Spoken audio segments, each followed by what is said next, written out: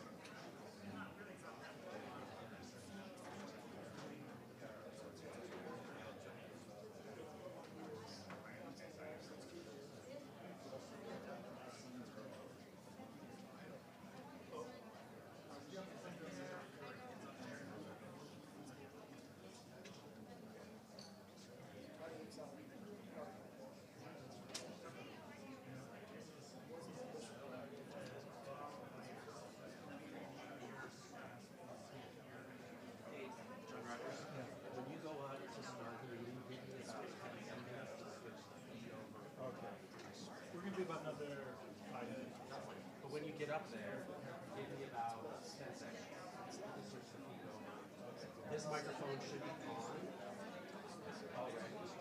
Where's The mute. I can handle the mute from back Where's the clicker? Ooh, this is not it. Oh, there it is. No? Oh, hold on. I must have grabbed it.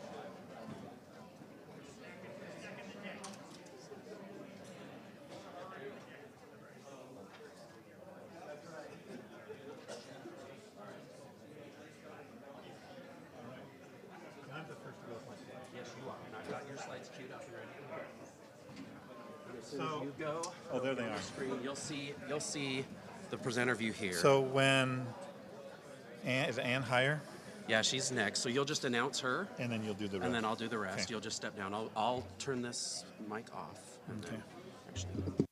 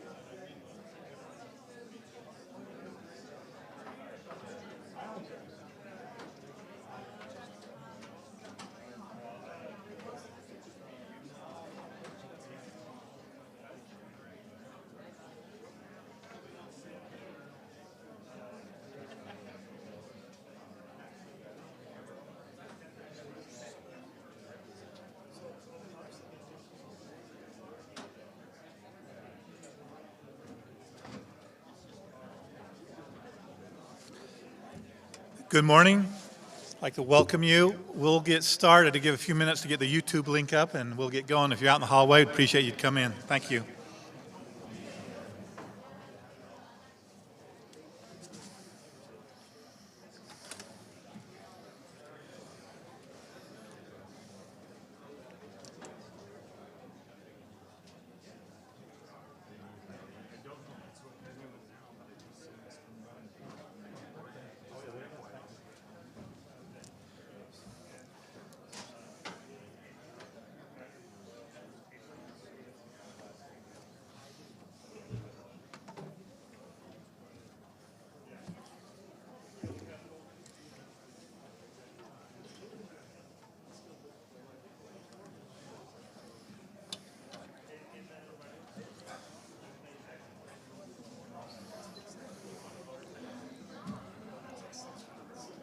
Okay, could we please get seated and we'll get started?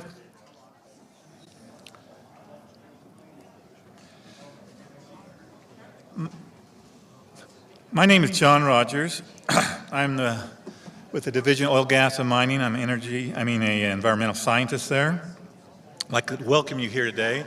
I'm glad we squeezed this meeting in between storms. It was a nice drive out. I think a few days ago it had been a little bit tougher, so we appreciate you being here. I'd like to thank Duchesne County for providing this facility and also the morning break and snacks that we're having. I'd like to recognize some people we have here today. First, I saw Representative Christine Watkins. We appreciate your support. Thank you as always. Uinta County Commissioners Lefevre. Where are you at? There. Thank you for your support. And also Duchesne County Commissioner Killigan. Right here. Thank you. Did I miss any more commissioners? Well, there you are. Thank you. And you're new. Duchesne County Commissioner. So Okay. glad to have you all here. Thanks for coming. What's that? Jeff Chug. Okay, I apologize. But welcome and thank you for your support. I'd like to briefly go over some statistics. I know that they can be, I got to point it here. Okay, Matt's going to get those up. There we go. I know statistics can be very boring, but I just want to give a brief picture of what's going on out here in the industry. As we look here, this is production, and you've seen the last year, we have really dramatically, we've almost tailed off at about 5.8 million barrels of oil a month. So that's significant. And with this number, it's going to give us a record year. I think, Bart, what was about 66 million we're at? So that's going to be, and each year we seem to go more and more. And I was concerned there where we had that peak back in the early spring, but we've leveled off there. So that's a very positive sign for the oil side. Gas side, again there, we're peaking at about 25 million MCF a month, and you see where we've been. So we're on production side, we're doing very well. And so that is something we just want to let you know where we're going, because if you think back to a few years ago where we were, this is a dramatic change. Now for numbers, these are some basic numbers. Year to date, so that's just about 2.5 months, we have 55 APDs. If you look at the same time last year, we're 119. So let's think of that. What do you think the reason of that is? There's our expert. What do you think, Orlin? Well, I caught you on the spot there. I know it could be a couple of factors. I know there's this time last year I was actually finishing on, I was actually clearing some stuff out of the queue. So this year, I know it's down, but yeah, we're kind of trending downwards on our APDs this year. Kind of trending downwards on the APDs. What's that? And you know, honestly, I'm still watching the trend, just seeing where we're headed. I think you know, we had some submittals come in late in the year last year, and so they're kind of down. And we normally in the spring we see that decline, and then eventually throughout the year it starts to pick up, and towards winter it starts to pick up a little more. Okay, thanks, Orlin. I had some thoughts about this as I was putting this together. I thought, well, what's the reason behind this? And I thought, well, and maybe industry out there can help me. To get an APD and a SPUD, it just doesn't turn around overnight. It's a long process. And so you're not going to see the change as rapidly as you think just because of the change in the climate in Washington. That's another thing. This is reflecting what happened last year. So I think people were in a little bit of a, oh, what's going to happen? Where are we going to be? You know, we were really wondering what was happening last fall, where we'd be. So that's a lot of it. So I think you got not be too concerned. As you look at spuds, we also see spuds are down a little bit, but we're still moving forward. And then the rig count, which is critical, I think that's remained steady. So we're still seeing rigs staying here and not leaving. So that's probably a positive. And then we look at overall production. So that's where we're at this time right now. Only 2.5 months into the year, but we'll. I think we're trending on a good trend there. So anyway, as we get on with our agenda here, we're going to have our first presentation from Ann Heyer. She's with Bettering Human Lives Foundation, Tracking Energy Poverty. And I want to tell a little transition to this. You looked at our past production, it's significant. And we have a lot of energy, a lot of affordable energy in Utah. And probably some of you have been in this same situation. I was driving home from work one day, and it was cold, it was blizzard. Not as cold as out here in Duchesne, but it was cold for Salt Lake. The snow was blowing, and then my low fuel light came on. So I said, well, I'll just stop and get some gas. So I get out there, and it's just freezing. I'm pumping up. And I said, well, now I'm at the grocery store. I might as well go in and get some groceries. And so you think of that. Those groceries got there, were transported by energy, fossil fuels. They're stored there, and they're just going in and out. And so in 15 minutes, I got my needs. And then I drove home, and I walk into a warm house. We've all been in that situation saying, thank goodness we have a warm house to go into. And so to make that transition, I think Ann is going to talk about energy poverty And I've not heard her speak, but Bart told me she was at the Energy Summit last year and was very impressed with it. So she's going to be online, so I'll turn the time over to Matt to get that all hooked up. So, Ann, we appreciate you being here virtually, so here you go. All right. Yeah, thank you very much. Bart, is everybody seeing and hearing me? Yep, you're online and going.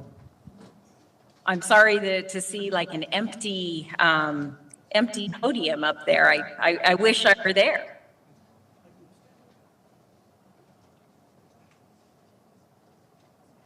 All right, so I'm going to try to bring up my presentation.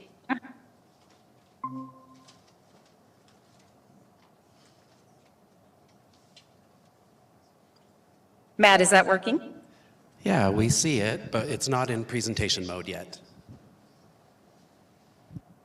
Okay. Try to do what I did last time.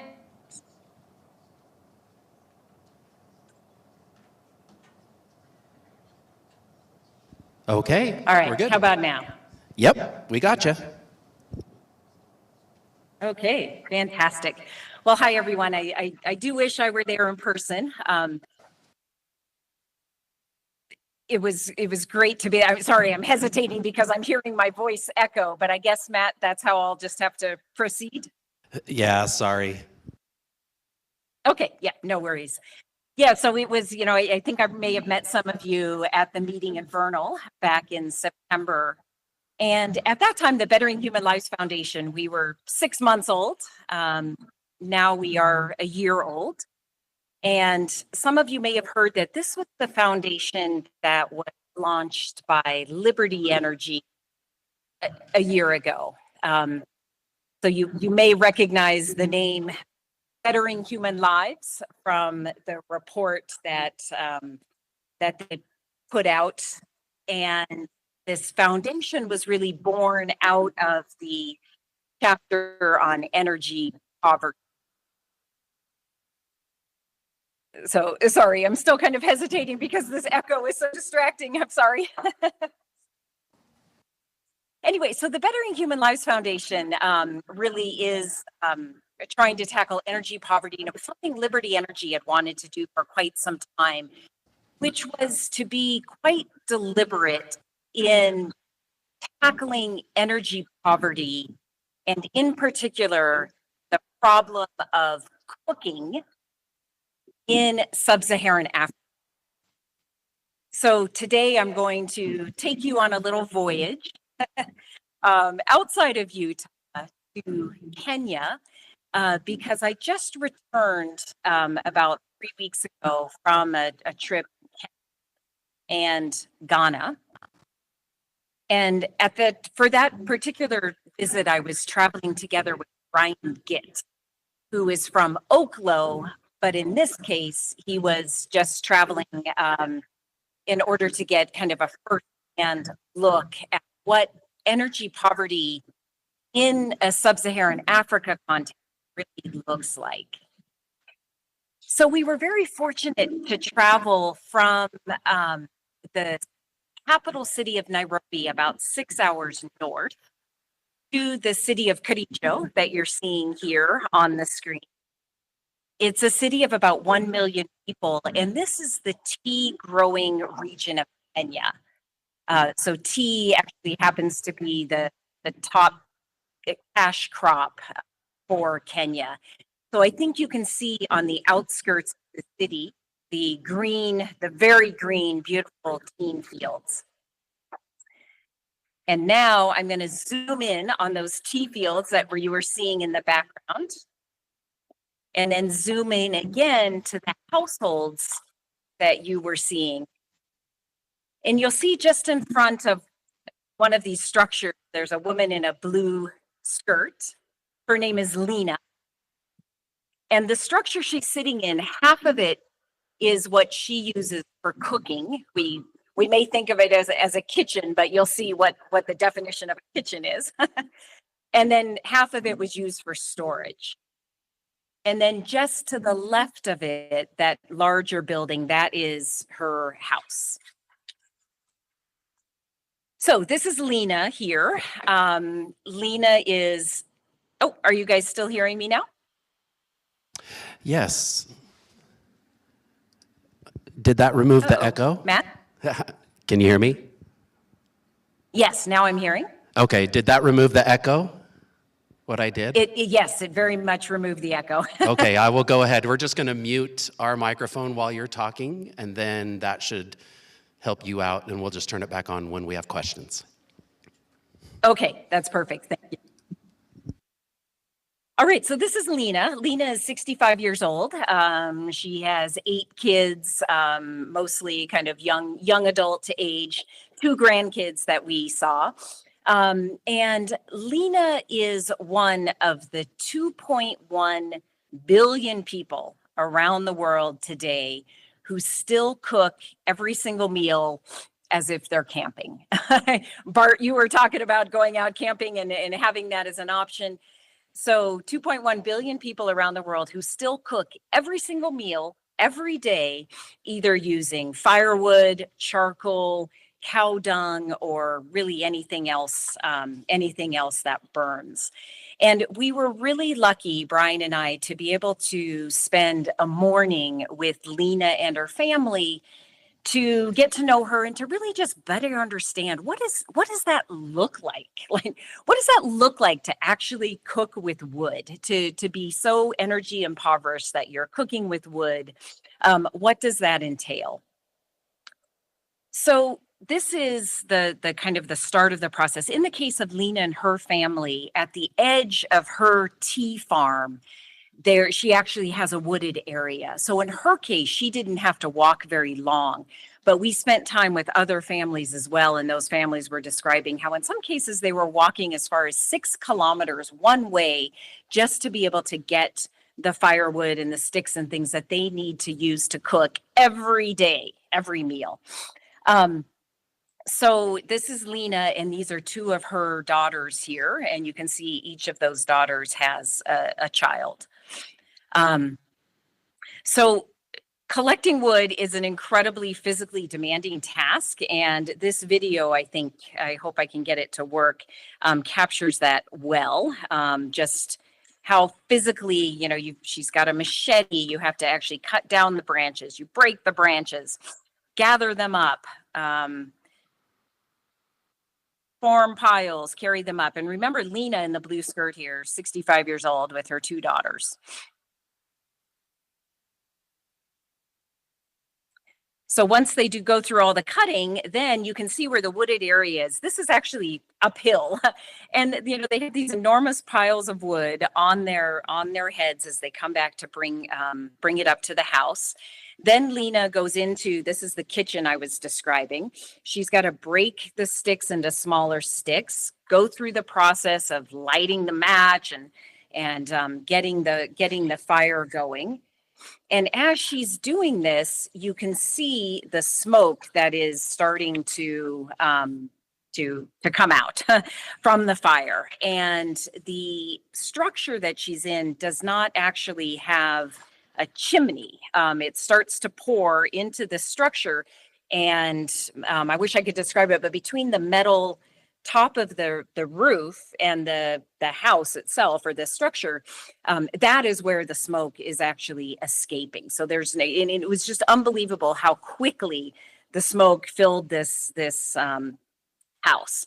And here it's so hard to show how smoky it is, but you can see the black soot on the walls of this place. And so this is how she is cooking every single meal in the process that she goes through. I tried to capture a smokier photo. You can see on the left here that's the same fire that she has just lit, and you can kind of get a sense, hopefully a little bit better sense, how smoky it is inside this place.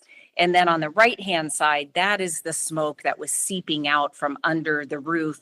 And, basically the smoke is blowing over to the house, and you can just really smell the smoke that was in there. So I'm going to show one more video of Brian. This is Brian Gitt, who was trying to stay in the smoky structure, and then he came out of it.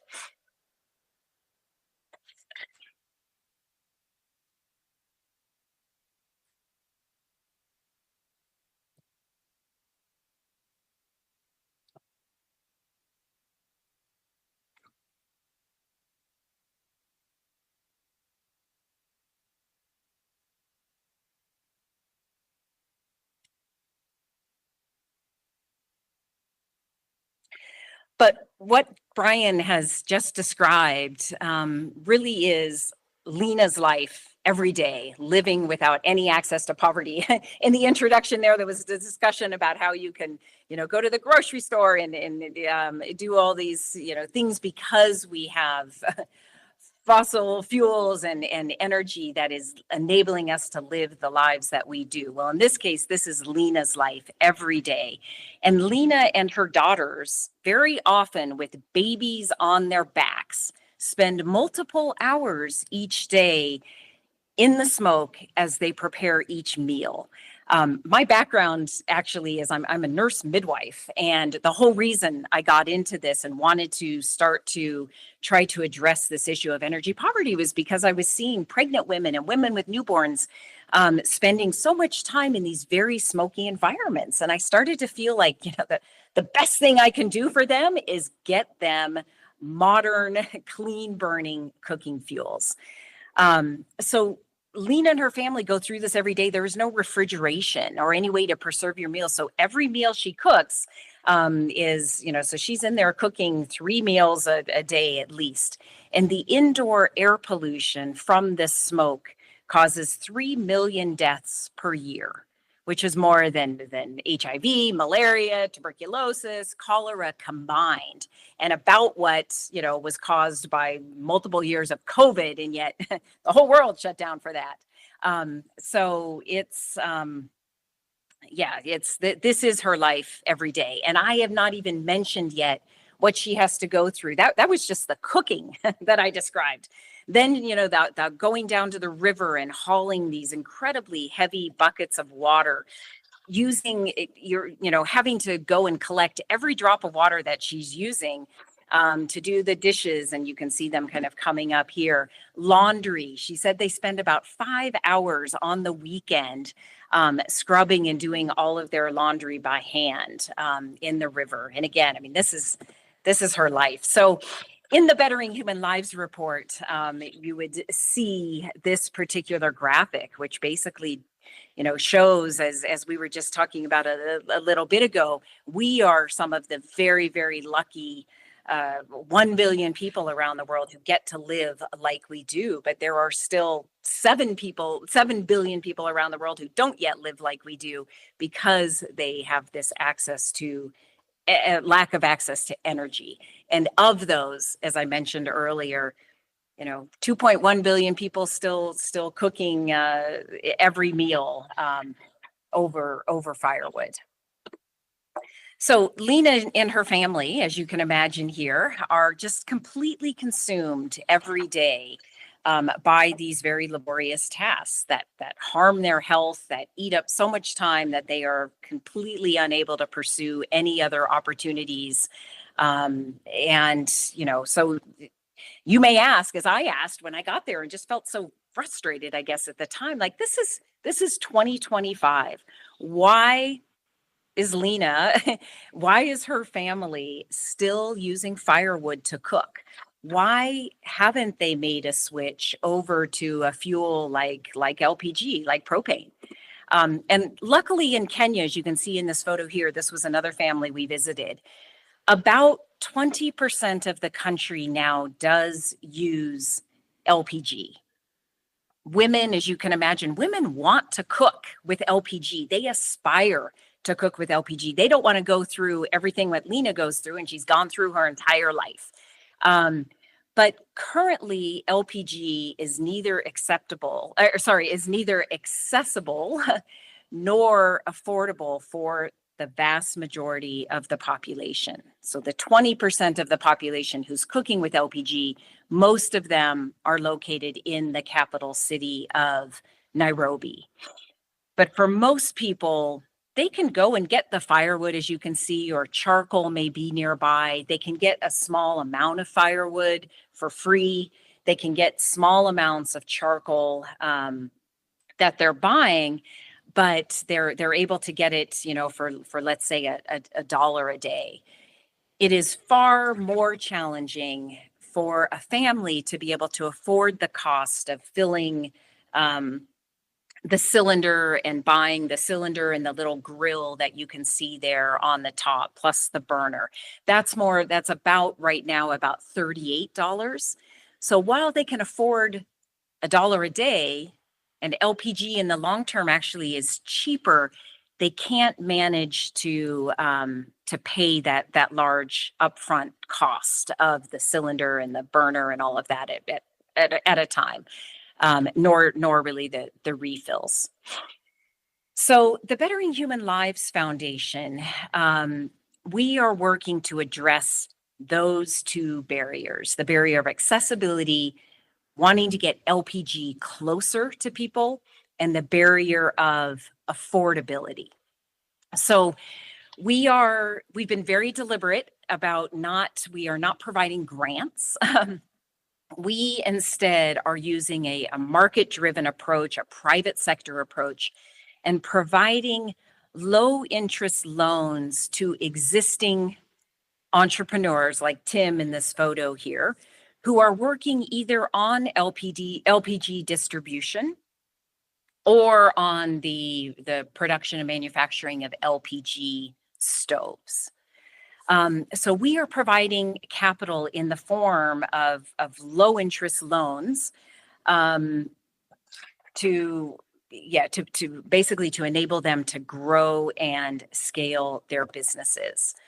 So to come back a little bit to Lena and her family, to ensure that Lena and her surrounding community of tea pickers, which in this case is actually thousands of households around these tea fields, all of whom are currently cooking with firewood.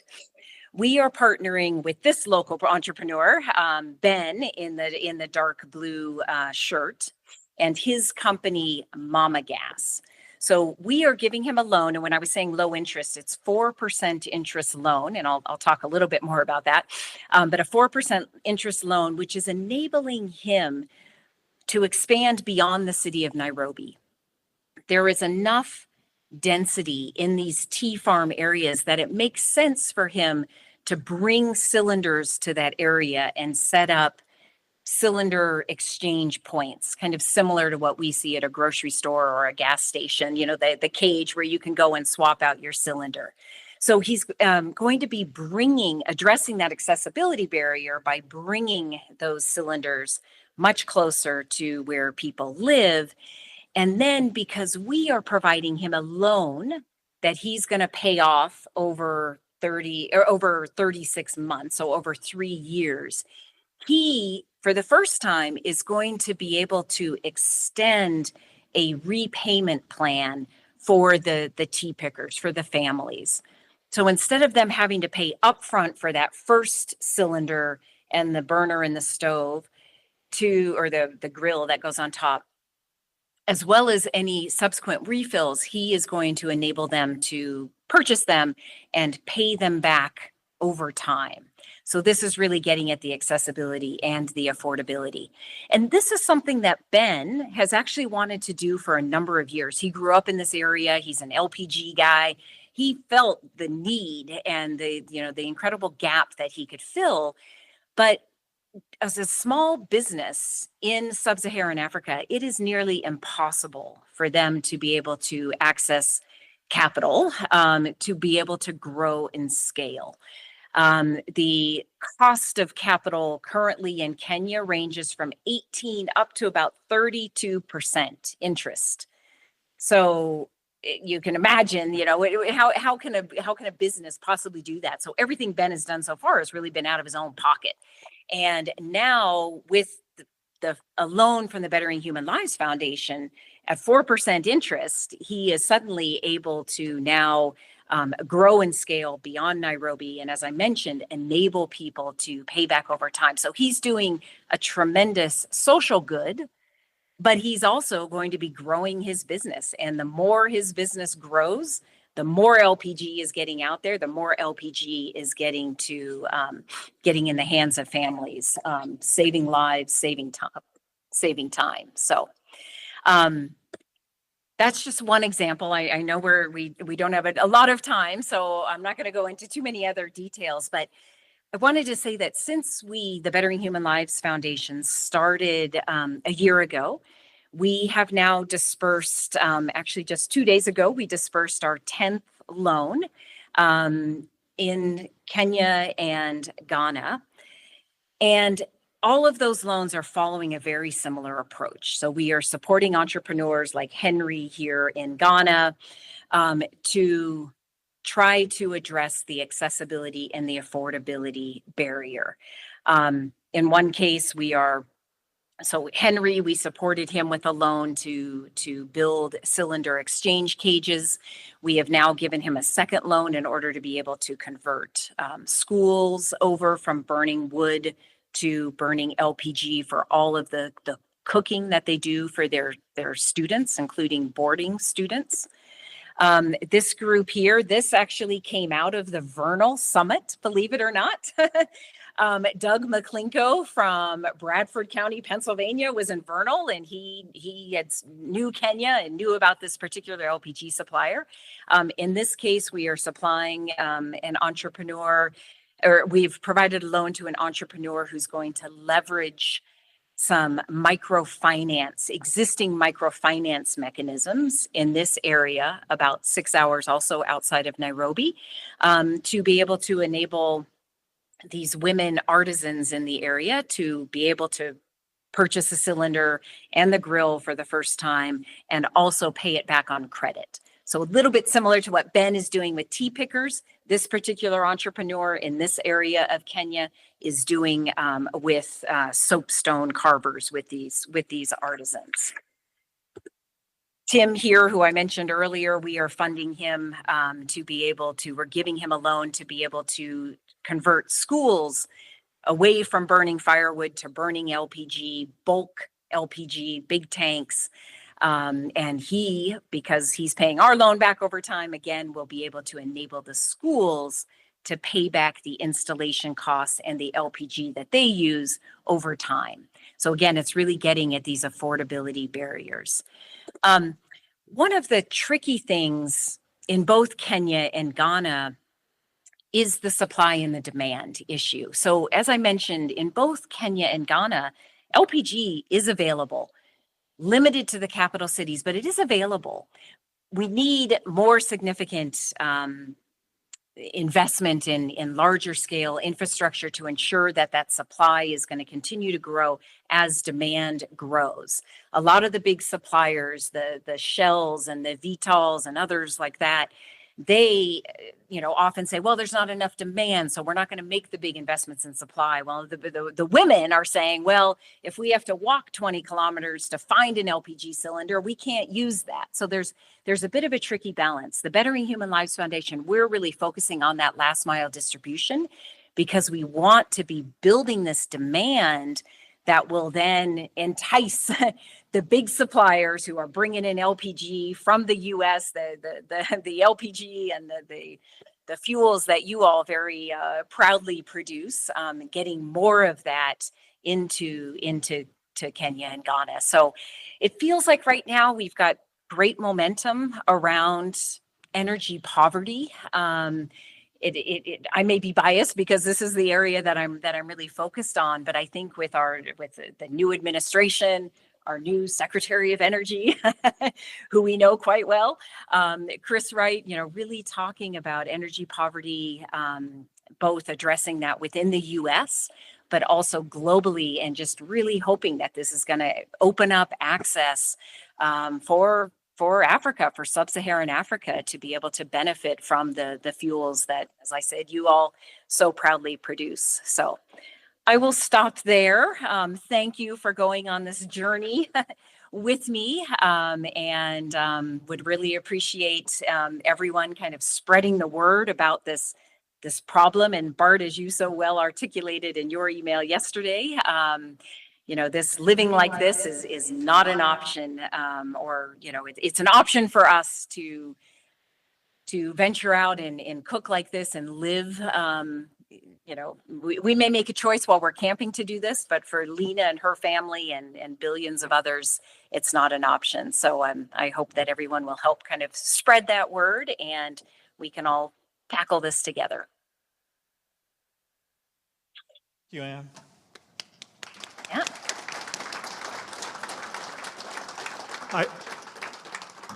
Are you willing to take some questions? Will that work, Matt, with the echo? Okay. Yeah, absolutely. I'm trying to see if I can get back to the browser and stop sharing my screen. And this is Bart Kettle. This is maybe not so much Okay. a question, but kind of more of a comment on one of the slides you had. So this room is so focused on energy production. We're kind of consumed by Yep. that. And what we don't maybe understand is, I hate doing public math, but I did some public math off your slide. We're about 15% of the world's population that doesn't know that constraint. Everybody else does. Yes, exactly. Yep. Yeah, in the one slide that I showed that comes from the Bettering Human Lives report that shows that there's 1 billion of us who live like we do. There's then a few billion who are still, they want to live like we do, but aren't quite there. They still are relying a lot on bicycles, motorbikes. They may be having to go and collect water, but at least the water is nearby. There are those who do that, but there is still this 1 billion who are entirely lacking in electricity, lacking in water, anything. So. Any more questions? Yeah, and one quick question. If you were to convert the 2 or 3 billion people that are currently burning wood to burning hydrocarbons, do you have any sort of estimate on what the reduction in pollution and greenhouse gases would be? Because burning hydrocarbons is far more efficient and less polluting than that. Thank you. Yeah, so I don't know if I'll entirely answer the question, but something that is very striking to me is that 1 kilogram of LPG saves 10 kilograms of wood. So when you think of the deforestation and the amount of emissions that's coming from burning the fire and indoor air pollution, LPG eliminates all of that. And so the cylinder that was shown in my presentation, that was a 6 kg cylinder. So a little bit smaller than what most of our propane tanks are, which are 20. But so if you imagine 6 kgs of LPG saving 60 kgs of wood,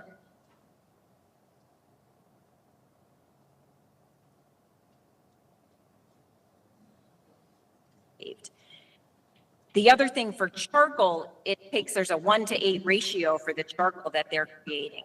So for 1 kg of charcoal, they have to burn 8 kgs of wood. So yeah, LPG requires or 1 kg of LPG is saving about 1.5 kgs of charcoal, but that charcoal took 8 kgs of wood to burn. So it all comes out to be the same. Any more questions? Well, Ann, thank you. I think that was a real eye-opener for a lot of us. I had a daughter that spent some time in Ghana, and she worked on a humanitarian project. And they were building a school in the back jungle. And, if we think of building a school here, the cement truck would drive up, pour the cement for the foundation. There, they had to haul it up a hill in buckets to pour it. That's what they did. So, whole different world. She came back thinking differently from being in that experience. I think seeing something like this makes us think differently on what we do here and the benefit of what we do here in this basin. So thank you, Ann. We appreciate it. Thank you all for having me as a little bit of a different speaker for the agenda.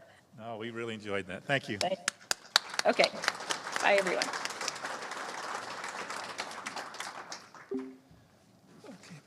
Even though Ann's talk was on air quality, essentially internal air quality in a dwelling, we're now going to turn our attention to the Uinta Basin non-attainment status by Sheila Vance. We've seen Sheila before here. We appreciate her taking us up to date on what's going on. So she will give us a background there. So thank you, Sheila.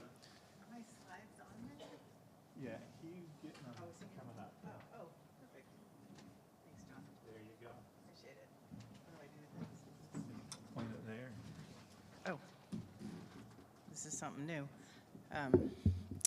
Good morning, everyone. Again, Sheila Vance. I work with the Utah Division Air Quality. And as John mentioned, I think I've spoke here many times, coming up on almost 10 years now, actually, believe it or not.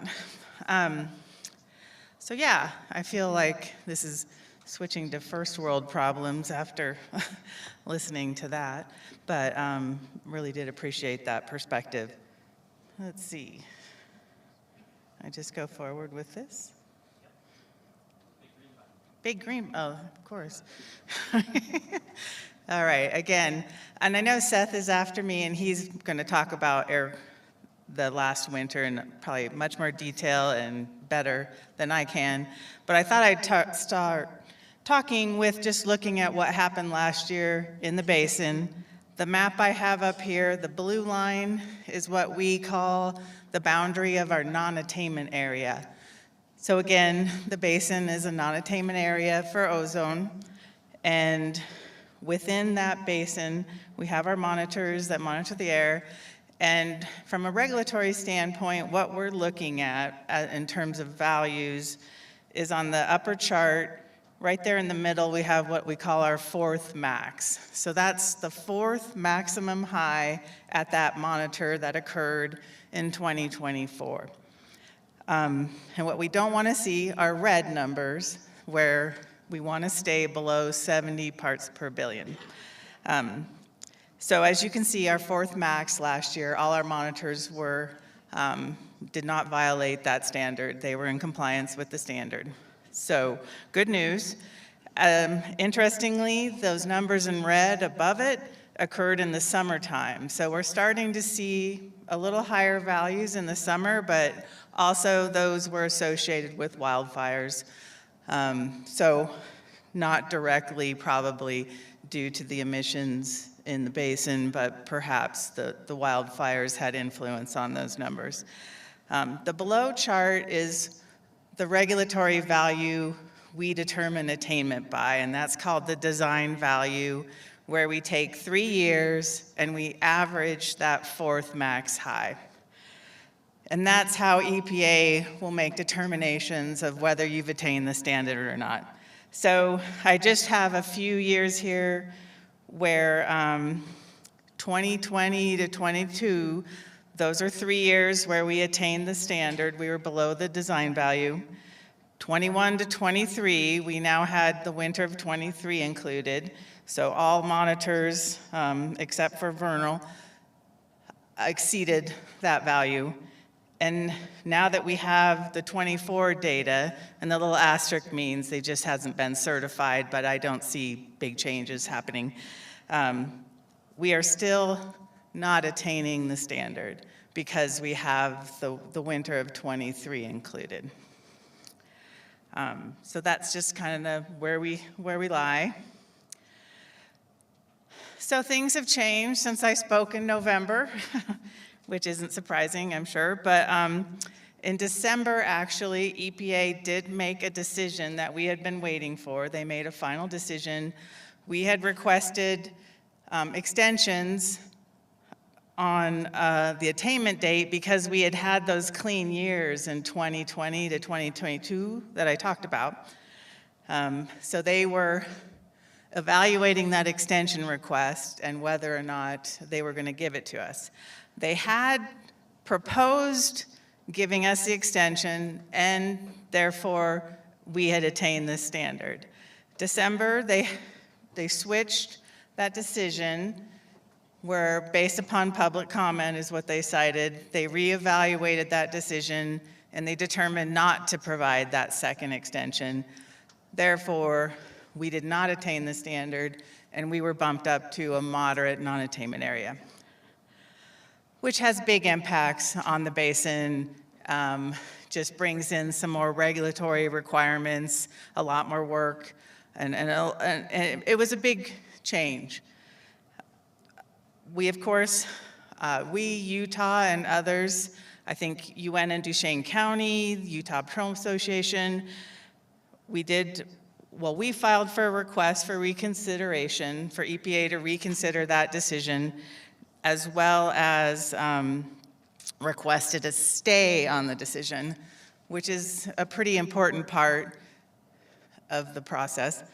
But as far as where we lie right now is that EPA has stated they are reconsidering the decision, and we are awaiting a decision on the judicial stay. The stay becomes important because that basically stops. The fact is we're a moderate non-attainment area and there are timelines that have started. So the stay then puts those timelines on hold while they're reconsidering the decision. So we will hopefully hear by the end of the month the judicial decision on the stay. And because EPA is reconsidering the decision, we were starting to work on a moderate SIP, state implementation plan, and all those processes. But we've halted any work at this time and awaiting that decision.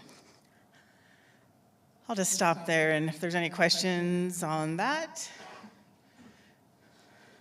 Go ahead, John. Yeah, you went from attainment to non-attainment to back. Is there going to go again, or is that kind of fixed at one time? I mean, is it change? Well, you know, it is unfortunate that it feels political, unfortunately, and this is Sheila speaking, but where it would be nice if it was regulatory decisions. I will say EPA was within all their rights to not give us the extension, and they had cited concerns because of the winter of 2023, you know, that we were, us going to moderate would require stricter action on air quality and would get us to attainment, which is a health-based standard, so concerns for the health. However, I think also at the same time, there's other rules that have been happening to help us get into attainment, which I'm going to speak about in a minute, which is the Quado methane rules. But I think having some legal action will solidify it. Like, to kind of get back to your question, John, I mean, whether we're going to flip back and forth, I think hopefully the request for reconsideration, having the courts involved, hopefully will cement the decision of whatever it is, and we can all just move forward. And hopefully then we can just continue to work on other things. But yeah, hopefully this will keep that back and forth from happening. Hey, Sheila? Yeah. Sorry, one more question. So obviously ozone, like a lot of these different environmental rules, have become political footballs. But because there's been a pretty dramatic shift in who is sort of running the federal government, including the EPA, have you heard any messaging from the new EPA leadership about any plans they may have for changing the ozone standards or any of these other regulations that you're working to address? We have not, and I think that'll be something, hopefully once all this initial fervor settles down. Regulatory-wise, they, every 5 years, are required to reconsider the NAAQS for all the pollutants. And ozone, that actually is 2025. So when I'm talking about this ozone standard, it was one that was set in 2015, 10 years ago, and that's what we've been working with. 2020, they made a decision not to change the standard. There have been court issues. People have filed against that, but I feel like that's sort of, time has passed, and now we're at 2025 where they'll need to reconsider the standard again. So there is a potential for the standard to change, but we have not heard any indications on that at all. Like I said, I think there's a lot on their plate. They have 31 regulations they want to look at again, so I think they're going to be pretty busy here, but there is the possibility of the standard changing and looking at this process again, where we would have to evaluate our monitors based upon that new standard.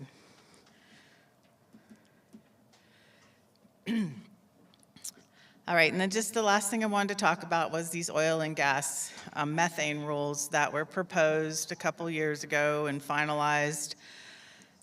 And part of those plans I've talked about here before, where there's a standard for oil and gas as a source category. They have standards for news sources that they refer to as Quad OB, and that was effective as of May of '24.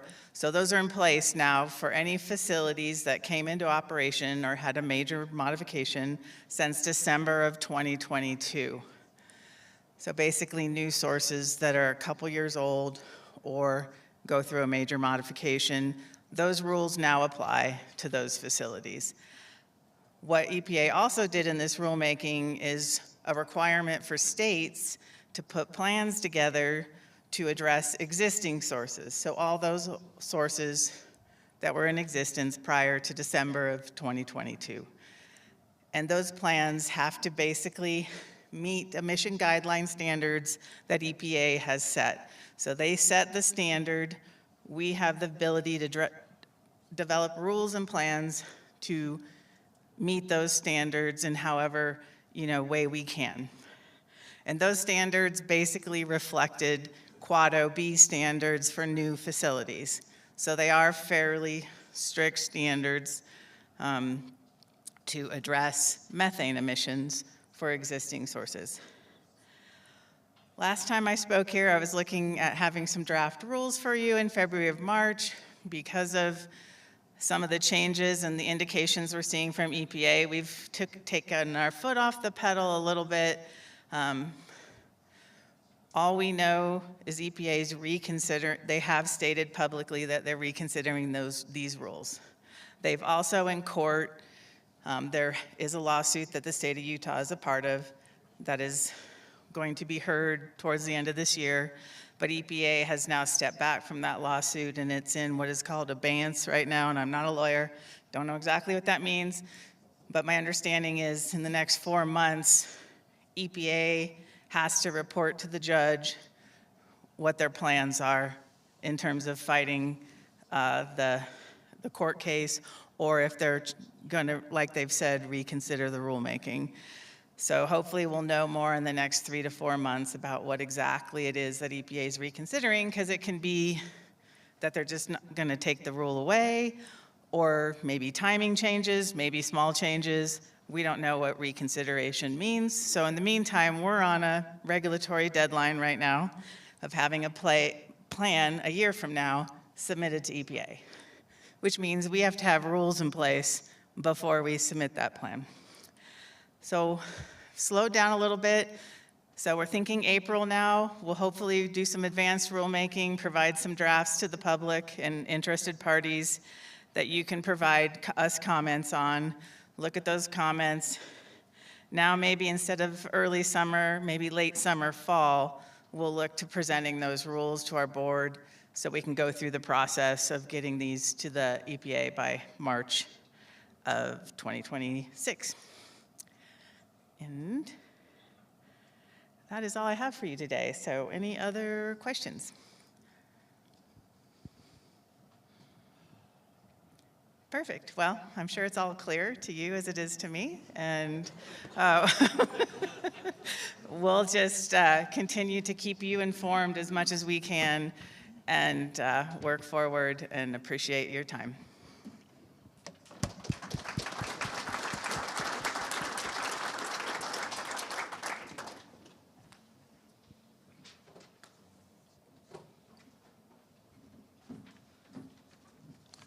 Okay, we'll continue on with the air quality theme. We have Dr. Seth Lyman from Utah State University, and he'll talk about Uinta Basin air quality. And there you are, Doctor. There you go. Thank you so much. Thanks a lot. I guess the echo's not my fault, but I apologize for it anyway. So I'm here representing the Uinta Basin Ozone Working Group. I'm the facilitator of the group, and the last 2 times then I've kind of given a long synopsis of what the group is, but so I'll spare you this time. But I don't have a ton to go over today. I think on this agenda, then I have 20 minutes, but it's probably more like 5 or 7, depending on how many questions you might have. So I'll just go into it. And basically, all I've got to talk about today is kind of a review of what happened with air quality this last winter that we're just coming out of. So this is a look at ozone. It's the 8-hour average ozone from some sites in the Uinta Basin that you see listed there over the winter. So the x-axis is showing the date from December through March, through just a few days ago. And basically, we didn't go over the standard, right? You can see the red line, which is the EPA standard. So we didn't have any exceedances this winter, so we're pretty excited about that. I'll just talk through a couple of features. Oh, and I'll say, all the sites that are on here are regulatory monitoring stations, and the distinction is that our research group at USU operates some monitoring stations also that are not regulatory. So if we exceed the standard at our research stations, then it doesn't count in the regulatory world, even if it counts scientifically, I guess, right? Okay, so a couple of things that you see. First, you see that as the winter progresses, ozone goes up. That's normal, because ozone is driven by sunlight, and as it gets more sunny later in the winter, then ozone naturally, background ozone gets a little higher. The other thing I'll show you is there's this period right at the end of January where ozone kind of went high, and if you look at the colors there, you can see Ouray, Roosevelt, and Myton are the sites that kind of went the highest. The Roosevelt, I think, hit 70 parts per billion as a 1-hour average, but the regulators consider an 8-hour average. So over 8 hours, the average ozone is what you're seeing there. So it didn't go near the standard on the 8-hour average. Now I'm going to include another station. The Castle Peak monitoring station is one of our research stations. So it doesn't count in the regulatory world, but it did have one exceedance of the EPA standard that you can see there. And I guess I've got a little red square going over there again for some reason. But so my point, I guess, is that we got a little bit close to exceeding the EPA standard this last winter in late January, but we didn't quite make it over. And I'll show you a picture here. This is a satellite image of snow cover on January 31st across the Uinta Basin. You can see there was kind of this white smile of snow that fell. Winter ozone depends critically on snow cover because snow helps in inversion form, and also because sunlight drives ozone formation, then you have to have snow to reflect that sunlight and increase the amount in the atmosphere so we can make ozone. But we were in kind of this situation for a few days without a complete snow cover across the basin, but this kind of narrow band across the middle. And now I'm putting on here the sites that were a little bit high. And you can see they're all within that band. There was more snow on the west side of the basin. Why was Castle Peak higher than the other sites? I don't quite know, but the snow was a little thicker there, and it was kind of more in the middle of the thicker part of the snow. It could be that there were also maybe more emissions for whatever reason in that region. We don't really know that.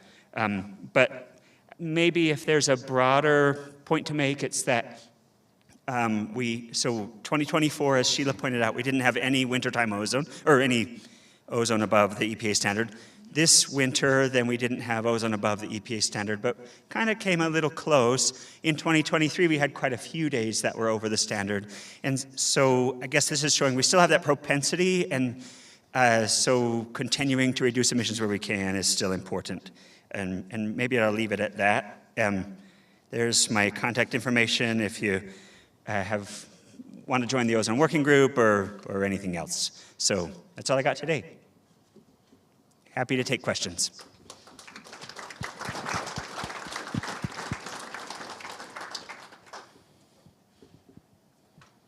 Dr. Lyman, just on a simple basis, when that goes above the 70, how many days does it have to reach above that to count against non-attainment? Is it just 1 day or? Well, that's a little complicated. So if the 8-hour average goes above 70 for 1 day, we call that an exceedance day. And as Sheila pointed out, then so the Clean Air Act takes the fourth high, so you kind of have 3 freebie days, I guess. But then it gets more complicated because what the Clean Air Act actually says you have to use to determine if you're in or out of attainment of the standard is a 3-year average of the fourth highest 8-hour average, whether each of those 3 years exceed or not. So the years that Sheila's showing that include 2023, the fourth high in 2023 for several of the sites was like in the 80s or 90s or something like that. And so then even if 2022 is low and even if 2024 is low, when you're looking at the 3-year average, then that 1 year pushes that 3-year average high. So we kind of look at, did we have an exceedance day as a measure of how are we doing?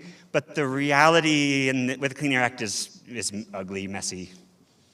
You're right, it's very complicated. Yeah. And that, I mean, politicians and lawyers wrote it, right? So that's probably why. Sorry, 2 politicians and lawyers in the room. Okay, unless there's more questions, thanks so much.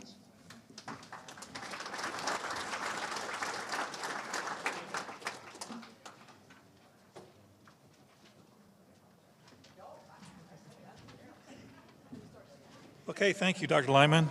Why don't we take a break now till 10:30, okay?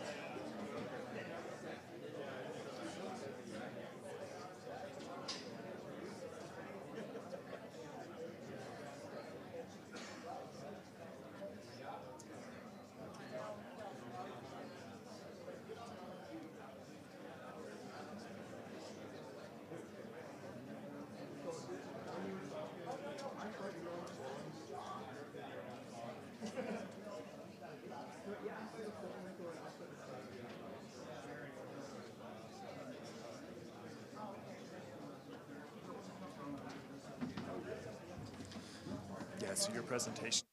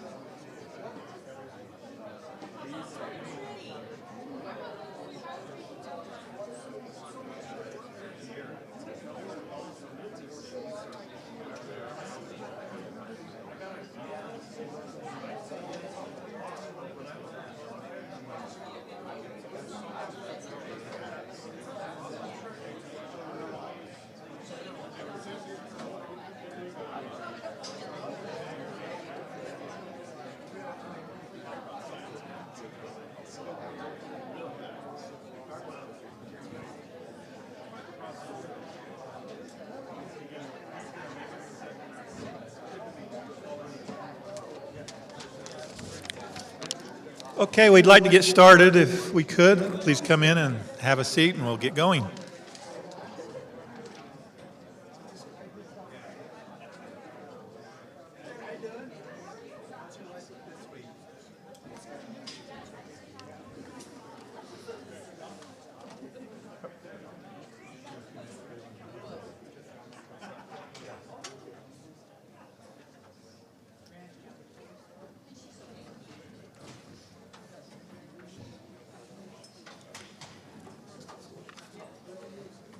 Again, we'd like to thank Duchesne County for providing the snacks this morning. That's always appreciated. We're now going to move in a different direction. We're going to have a presentation from the Uinta Basin Technical College by Heather Lowry. She is the Chief Development Officer, and she has some other individuals with her today that are going to present, so I'll let her introduce those. So, Heather, where are you at? There you are.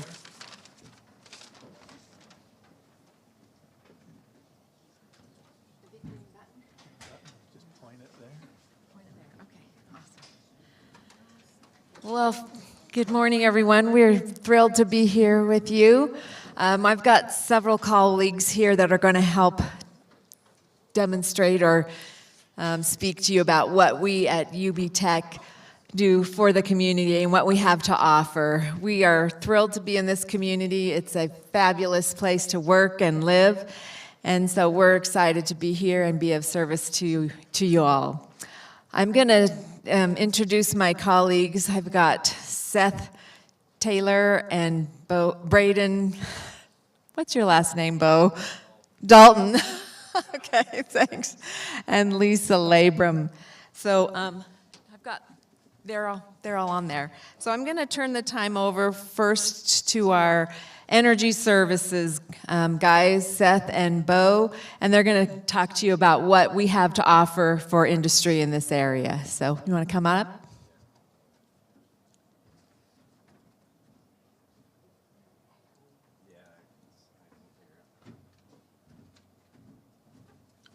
All right, so I'm Bo Dalton. I'm one of the CDL instructors for UB Tech. I also teach a lot of the safety programs, but they wanted me to talk about CDL. So for CDL, you have a day program and you have a night program, right? The day program is going to be a 6-week program for the students, and the night program is going to go 9 weeks.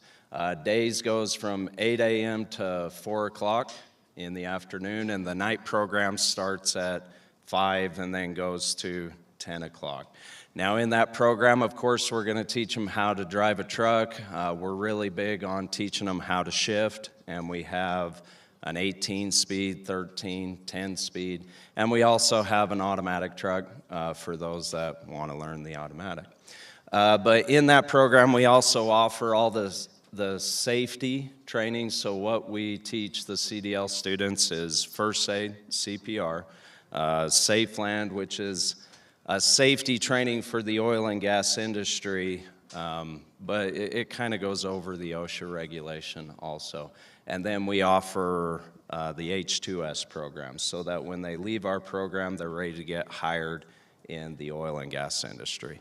Another one that we're offering the students is hazardous material or an HM126 training so that they can leave with their hazmat if they choose to do that. With the program, we also are teaching them how to back. Of course, you got to have to do backing. And then you have the driving and a pre-trip inspection that they would have to do to pass the test to get their CDL. And then with that, on the CDL, we got the safety programs. And then we have the workshops. So there's 6 different workshops that we're teaching them. We got chain up. We have load securement, coupling and uncoupling. Then we have hours of service regulations that they have to do.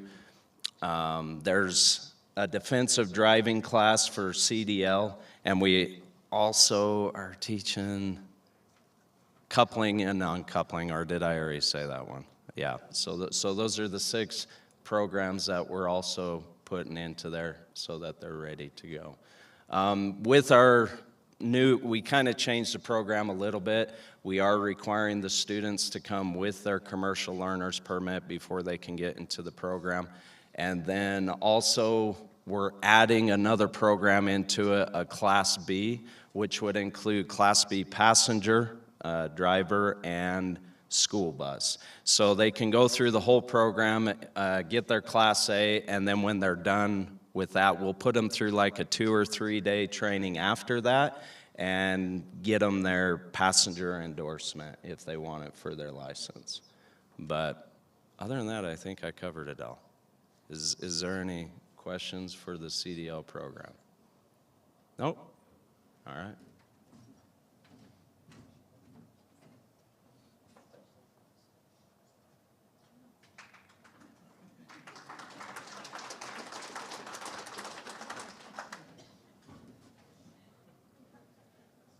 This green button.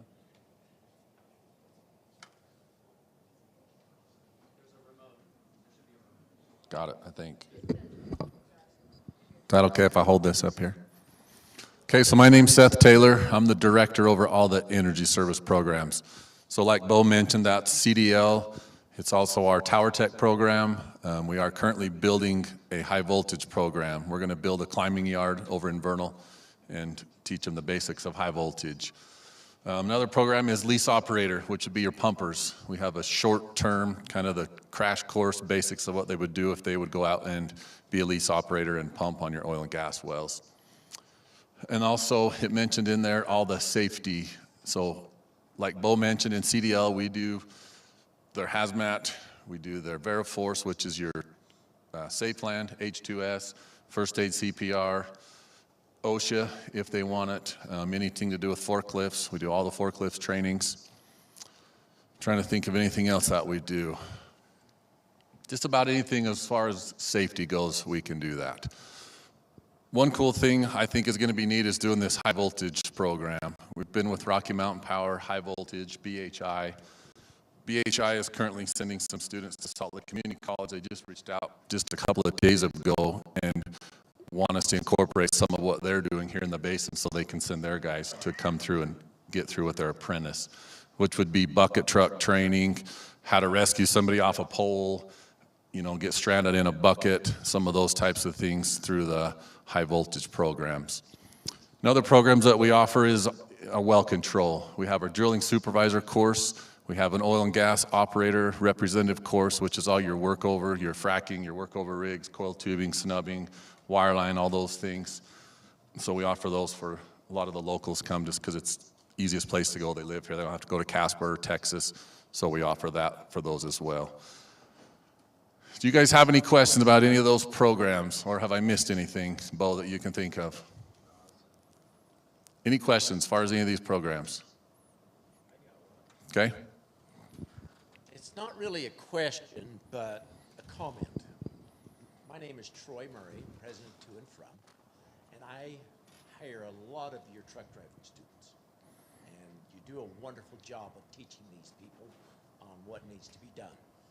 I don't have to train them for 3 months, I only have to train them for 1 when they get to me. So it helps me out tremendously. Okay, we appreciate that. One last thing I do want to mention is we have a lot of, I know Heather's going to talk about partnerships, but if it weren't for many of you guys, I'm sitting by one of them right now that's donated to the college.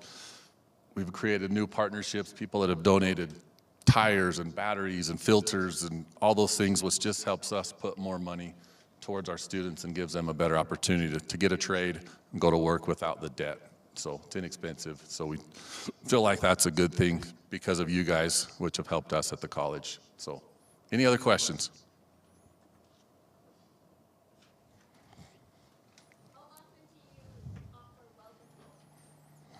So right now there's been some changes in well control. It used to be 5 days for our workover class, 3.5 days for drilling.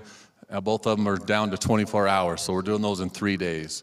So the more that the need comes, the more we'll offer. But right now we're doing a drilling class each month and a workover class each month. But if there's more of a need or a company specific has a handful that wants to come, we'll schedule a class and do it for you. Thank you. Any other questions? Last call, going once, twice, done. Thank you.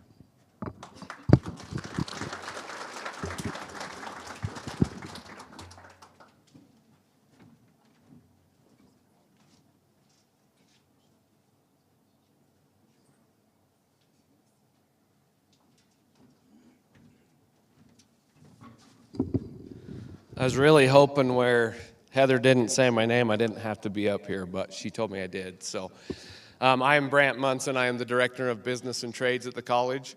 Up until yesterday, I was just over Vertil. Now I'm over all of them. So hopefully I don't forget some of the ones that are only Roosevelt-based programs. Programs we offer are business, culinary, IT. That is a day and night program. Auto, diesel mechanics, electrical, it's a night course. Cabinetry, carpentry, and welding, and that is a day and a night course as well. Business, they go over administrative assistant. So a lot of companies send them our way to teach them how to be secretaries or how to do Microsoft Office, stuff like that. Culinary, obviously, is cooking and food. A lot of students come in, they maybe want to start their own business, learn more how to cook. We see a lot of food trucks out in the oil gas industry. They like to do that. Automotive, a lot of our automotive students are secondary students, and so they're gaining a basic knowledge of mechanics and how automobiles work and run, and it's very, very helpful for them. We have a lot of students want to partake in that. The diesel mechanics, it's on diesel engines. They learn everything they need to know. A lot of them will go into the oil and gas industry, work over rigs, engines for those, frack, all the frack equipment, all kinds of equipment out in the oil field. So it is very helpful for those students as well. Electrical, now this was my background. I was 20 years doing electrical in the oil and gas industry before I came to UB Tech. Students there, they learn, and I actually started teaching at UB Tech, the electrical program. So the electricians, I think a majority of our students work in the oil and gas industry. They learn motors, really all the electrical that goes into any oil well. We also teach residential, we teach commercial, but most of it has to do with the book training they need to go through their apprenticeship and to get their journeyman license so they can continue on in that course. Our IT students, they're taught everything computers. A lot of the stuff they taught goes over my head, but that's the reason they're in that course and I'm not. And so they do teach everything that they need to know about programming, cameras, all kinds of the automation stuff that the world's turned into. And then our welding students, like I say, that is day and night, so people can work during the day and take the classes at night. As you guys all know, welding is used everywhere, especially oil, gas, pipelines, building the buildings, running all the pipe work on location, all that. Cabinetry is mainly it's basically high school students as well.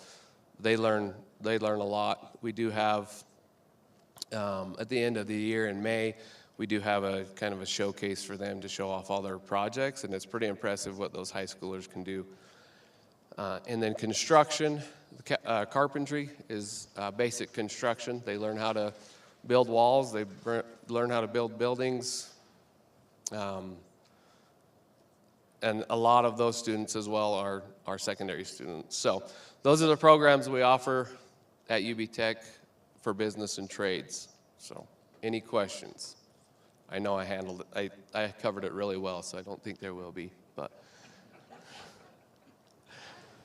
okay, thank you.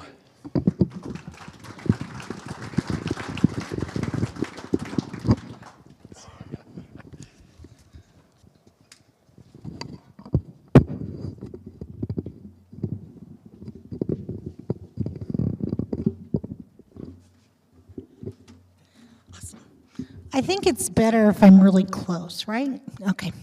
I'm going to pull it off, though, because I want to hold to it. So I'm Lisa Labrum. I work with Custom Fit.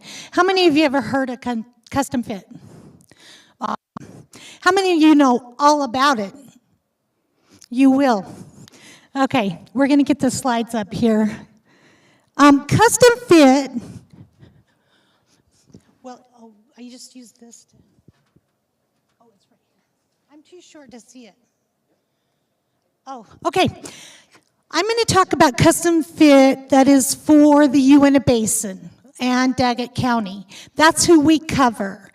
Now, Custom Fit partners with Utah businesses, and we help with training and costs for training.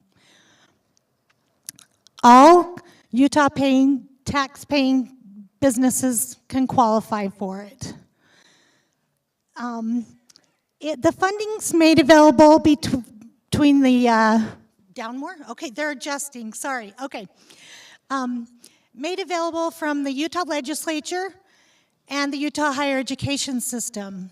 We are for workforce development and economic development. Now, I will tell you that Custom Fit is all over the Utah state. It is in regions. And so we're housed in technical colleges. So UB Tech gets to be the Custom Fit college for the basin. If you were to use Custom Fit in like Salt Lake, they don't do a 40%. They do like a sliding scale because they work with more businesses. So I'm going to give you the 40% because that's what we do. So just moving forward, you'll understand that. So a lot of people know about Custom Fit, but there's a lot of myths out there. So this is Leslie, our director, and myself, and we're going to bust some myths, okay? All Custom Fit eligible training must be done at one of the UB Tech campuses. Is that a myth or a fact?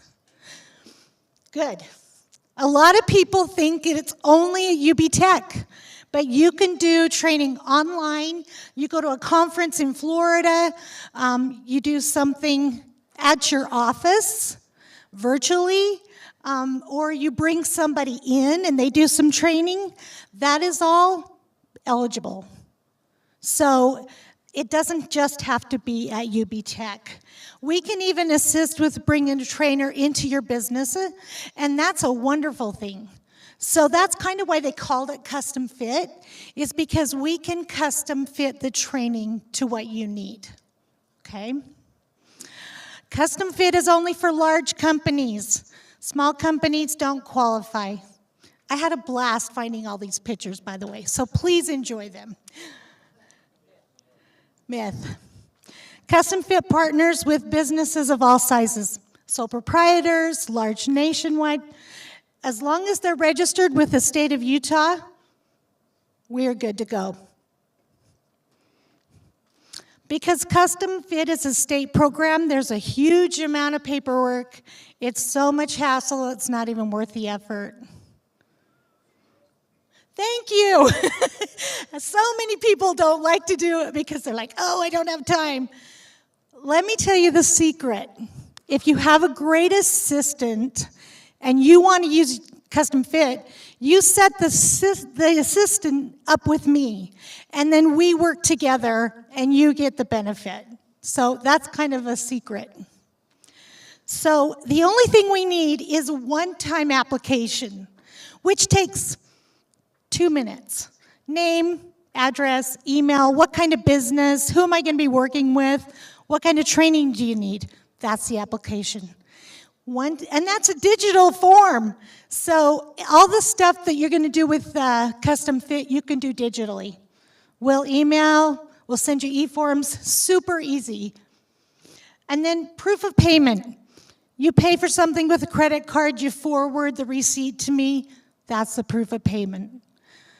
The description of training, screenshot the description from the website, email that to me.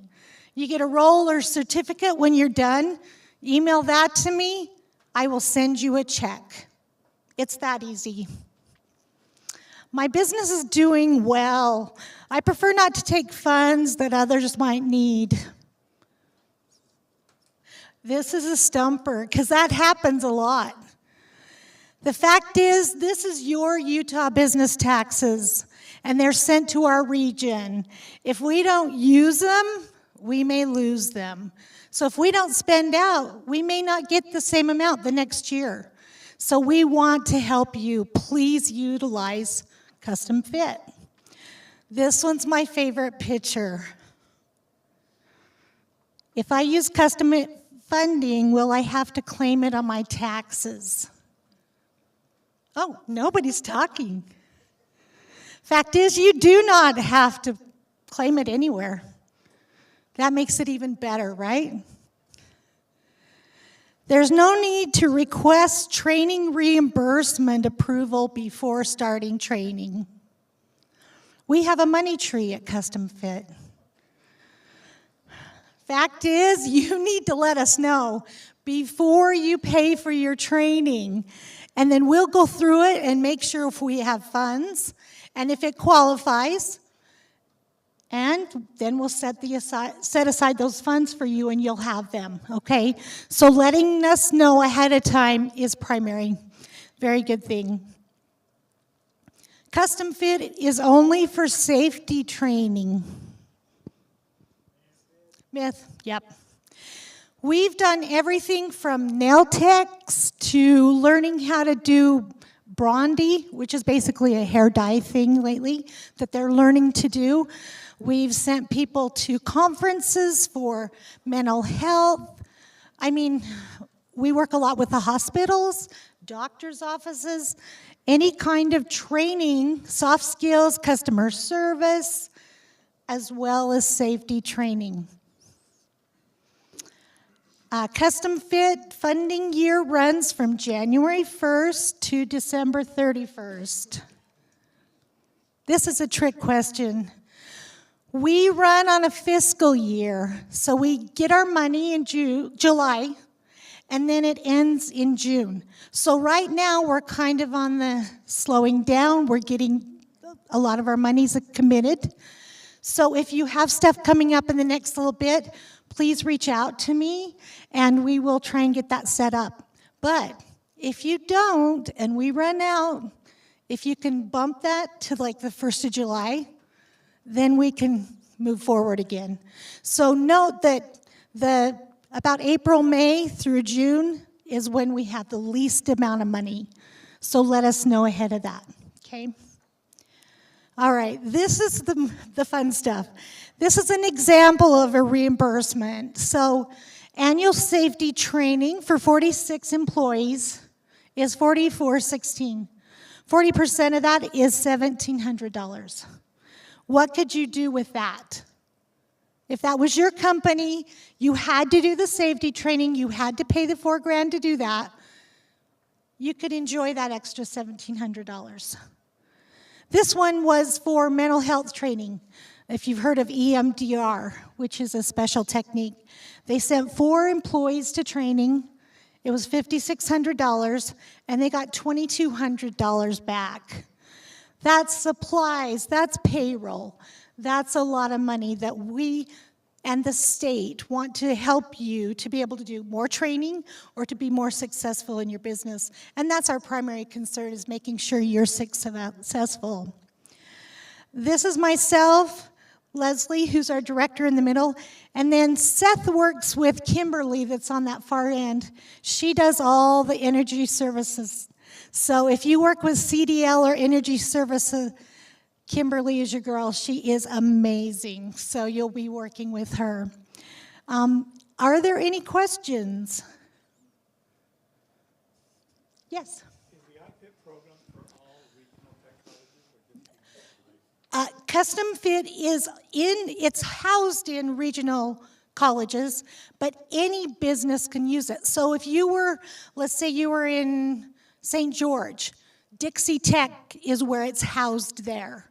But you can just go on to like Uinta higher education system and put in custom fit, and it pulls up a whole array of what colleges cover each of the different counties. So we're all over the state, and they're all amazing. We do a lot and collaborate with them. But if you need to know, get a hold of me and I can get you set up with wherever you need to be. Yep. Anybody else? Yes. Yeah, I have a question. Yeah. For some of your courses, do you get continuing education credit hours? So custom fit is we're kind of housed in UB Tech, and we utilize UB Tech's programs. So some of them may, but it's more about you finding what you need and so what type of business what type of training? Okay. Something like Microsoft Office. Okay, we do offer some private trainings on Excel. They aren't CE credits, but we do Excel, AI, which is super hot right now. We have a guy who teaches AI, and we can send him to your spot if you have at least 10 people, or organize a meeting, a workshop here at our college in Vernal, and we can have just your company come and do that. But we don't have the CE credits for that. Imagine for some of the newer technology, like AI and the different kind of AI agents. Right. So we do have that AI training. We have Spanish, American Sign Language. We do employment law, HR fundamentals, and certificate. So those are private classes that we sponsor as well. And I do a monthly newsletter. If you get on UB Tech's website and go into training, Custom Fit will have our monthly newsletter, and it has all of our classes and everything that's happening with Custom Fit that month. And we renew that every month. So that's a really good place to go, is on our UB Tech website.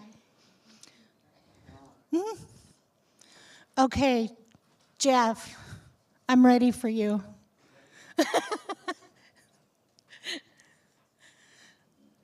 We were talking earlier, and he said he had a comment, and I said, great. I promised Lisa that I'd check in and give her a plug. I don't know if you all know, and I hope you do, how fortunate we are to have UB Tech in our area. They are a great benefit, and I've been a beneficiary on many fronts. The energy transportation company I work for uses Custom Fit a lot. Bo is a great instructor. They're very good to do that. I've sat on the CDL advisory board for a number of years. Seth runs a great program, and they're very responsive to your needs. And all they need to know is what you need, and they can probably come up with a solution. I also want to give a shout out to Senator Winterton and Representative Watkins for helping with some of the funding. I know that this new program they have is in a large part a thank you to them for helping them get that. So. Thank you. All righty. Anything else? I think it's you, Heather.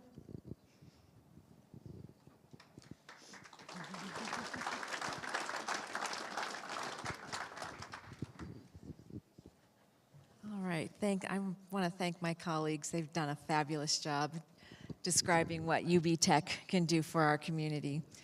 I'm just going to finish up on another thing that we're offering that we hope you'll take advantage of. It is something about soft skills. Through our interactions with industry, we have found that has been a huge demand in the area. And so we have heard you, and we have started, and some of you may be familiar with this, but I'm just going to go over it quickly. You also have this flyer that we handed out a little bit earlier on the Workforce Promise. So the Workforce Promise is something that we kicked off last October, and it's something that we've offered to our students. If they want to take this program, there are 8 badges. If they complete all 8 badges, then we've made a promise to them that they will not have to pay for this course. So this is something that we provide to our students to cover these multiple soft skills to prepare graduates for employment success. Our promise includes ongoing soft skills support and remediation for UB Tech students who complete this. And so we're also asking the employers in the area to support the Workforce Promise. And if you want to sign up for that, there will be a QR code coming up in a minute. But we would like to have your logo on our Workforce Promise page, and that logo will direct to your website if you like. And we'd like to have our Workforce Promise logo on your website and the link that will go to our website. And what we promise employers is if you hire one of the students who have completed this program and you really like them, but they might be a little deficient in one or two of the areas, you can send them back to UB Tech and we'll do some remediation for them free of charge. So we're trying to give back to the community in this way that we can help you get the employees that you need with the skills that you need. And so there are these 8 badges of oral and written communication skills, leadership, digital technology, professionalism and work ethic, teamwork and inclusion, critical thinking and problem solving, and career management. And we've seen studies in the past from other institutions that this really does make a difference in the workforce. So we hope you'll take advantage of this. Let me get that QR code. That one on the left, if you want to take a picture of that, that will bring you to an online form to fill out saying that you would like to support this, and then somebody will get back to you about that. So do you have any questions about the Workforce Promise before I move on?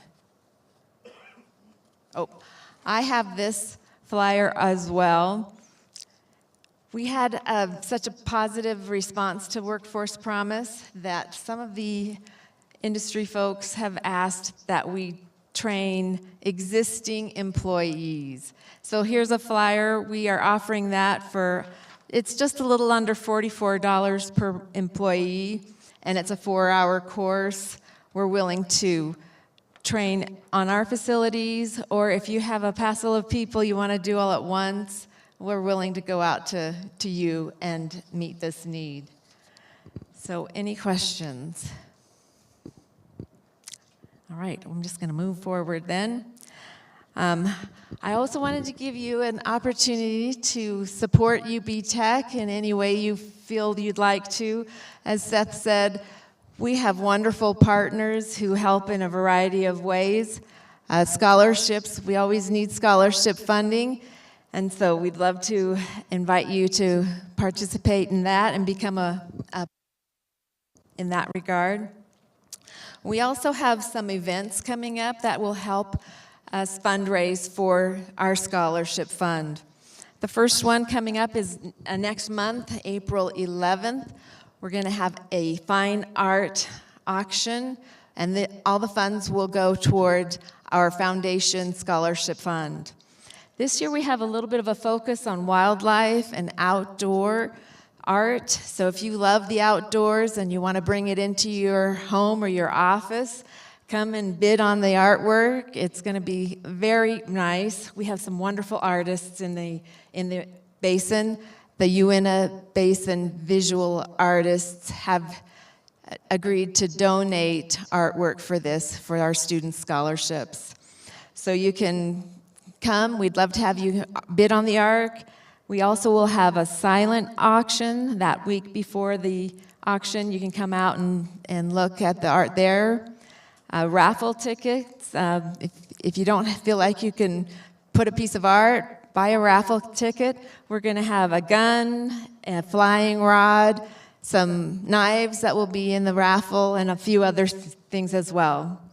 And then we also would love to have sponsors. Ovintiv sponsored us last year, and that was really great.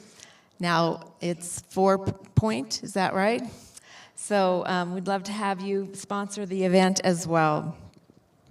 The other upcoming event is our golf tournament. This is another fundraiser for our scholarship fund, and that's going to be September 19th. And so we'd love to have you come out and golf for a great cause. So the last thing is we are looking at doing a UB Tech license plate. And if you want to vote for the license plate that you would like us to choose, you can use that QR code.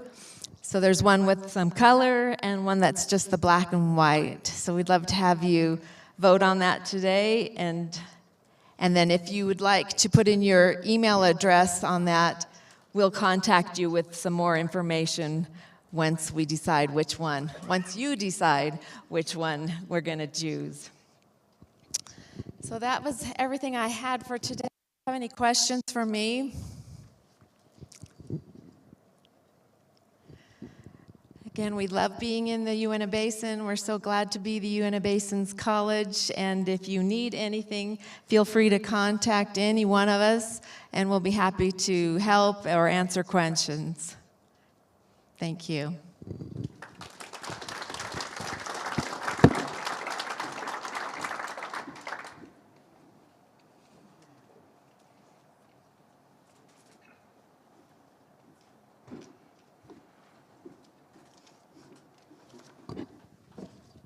I just want to put another plug in for the UB Tech.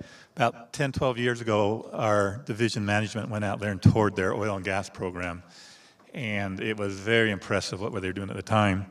And they told me then that everyone that graduated from there got such high-paying jobs because the other people, like in North Dakota, was coming down and grabbing these graduates, and the local industry couldn't even keep them here because there's so much of demand. So that's the excellent job they were doing back then.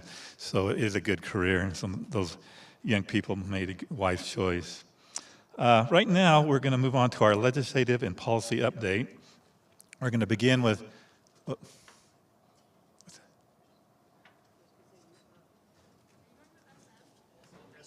Oops. I didn't have my glasses on. That's the problem. No offense, SM.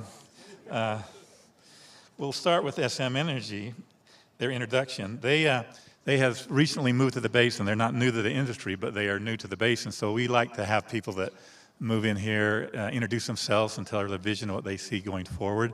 So we're going to be hearing from Scott Duncan, Field Operations Manager. So I'll turn the time over to him. Thank you.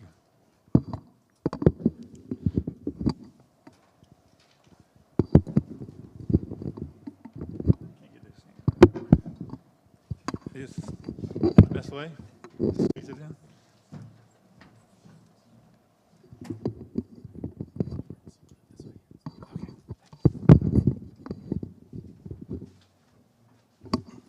And if you want to take it up. After that hard work, I'm going to leave it right where it's at.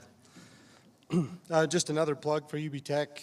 Industry certainly appreciates your support, and they've been over my career, they've been an advantage to every company that I've worked at, so I appreciate that. The only ask that I have is I've already taken the opportunity to scan the QR code and sign myself up for the oral and written presentation class. So when I'm done here, don't think you have to rush and sign me up, because I've already taken that opportunity. On behalf of my other colleagues who were asked to be here and couldn't make it due to spring break, they send their regards, and they wish that they could be here and help in this presentation. But unfortunately, fortunately enough for them, they have families that they are attending to, and grateful for the opportunity that they have to do that and spend that time with their family. So a little bit of an introduction here to SM Energy. This is, again, a slide presentation that I did not put together, was asked to do. There's just some information in here that I don't feel like is pertinent to the Uinta Basin, so I'll probably skip over some slides and plus some of it's a little bit dated, so the button's not working.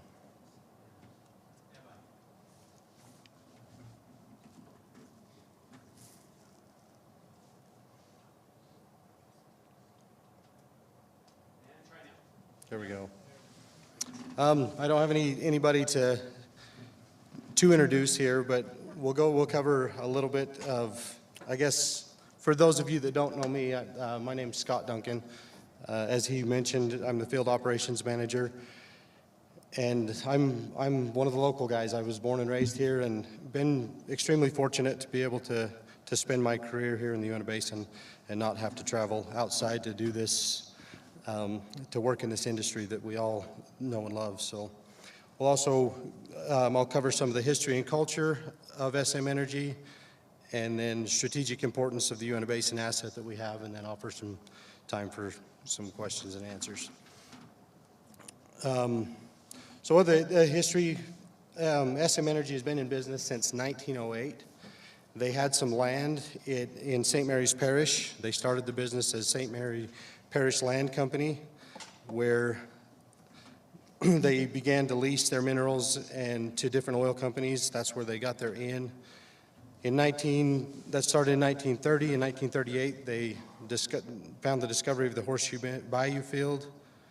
In 1941, and this is a lot of information that I mean, I know the information, but I wasn't part of the company, obviously, clear back then, so I don't know everything that went on in these specific areas. But then it was the discovery on the Bayou Cell acreage, the Belle Isle, Wax Lake, Goat Island fields.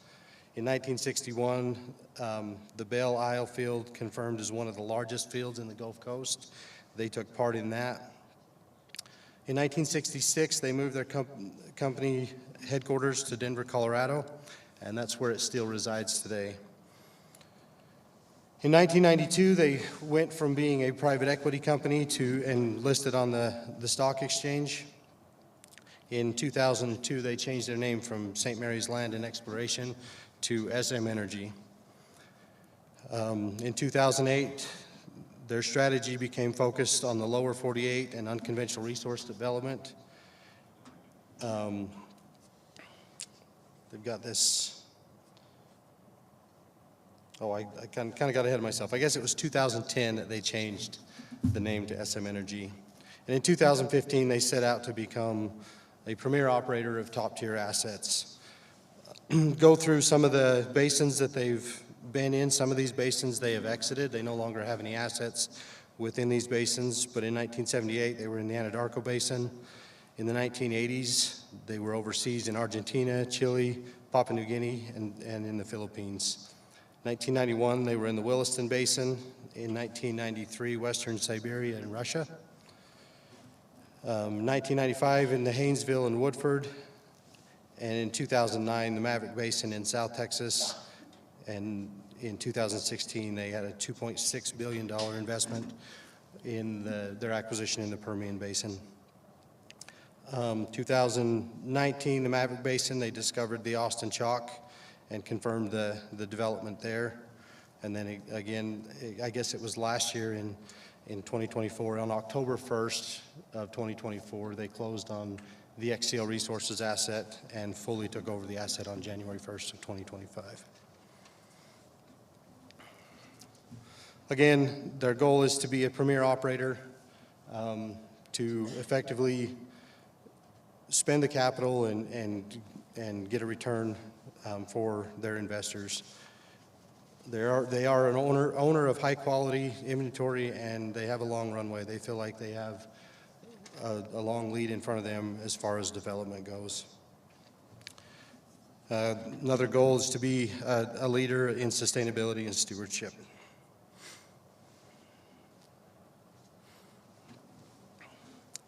Again, another slide here that just represents the Austin Chalk in South Texas, the Midland Basin, and their newest purchase in Utah.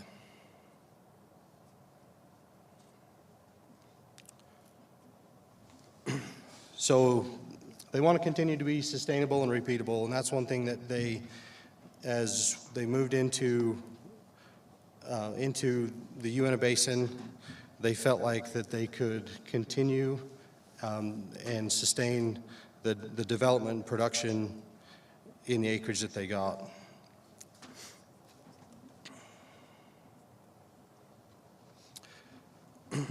I'm not going to spend a lot of time on this. This is our storyboard.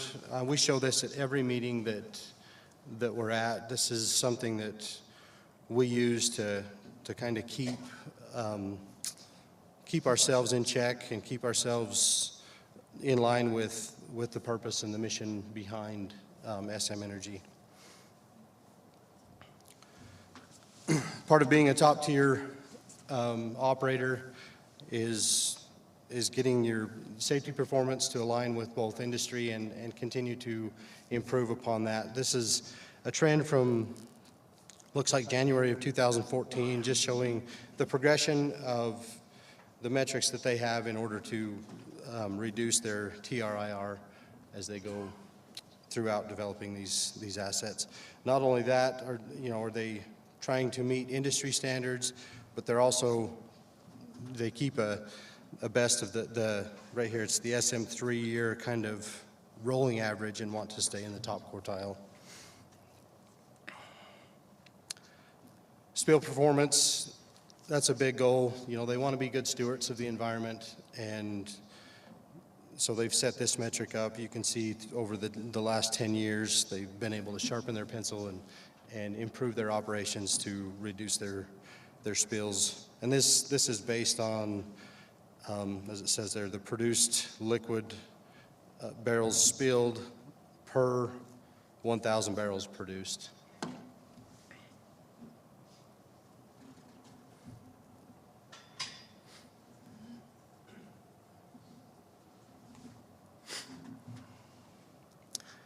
Again, moving into the Uinta Basin, one thing that they've told us time and time again is they wanted to expand their top-tier asset portfolio. And, it's a process that it's taken. It took Axia, it took Ovintiv, it took XCL. It's taken all the companies that have been in the basin to prove this acreage and to show that we do have world-class wells that we're drilling here in the basin. And that attention attracted SM Energy and gave them the confidence that they could expand, knowing that this is a top-tier asset to add to their portfolio.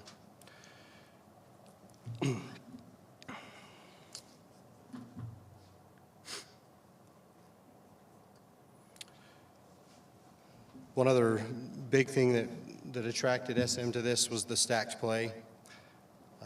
Compared to the other basins that they're in, the formations that we have and are able to produce from are significantly more pay from a vertical perspective.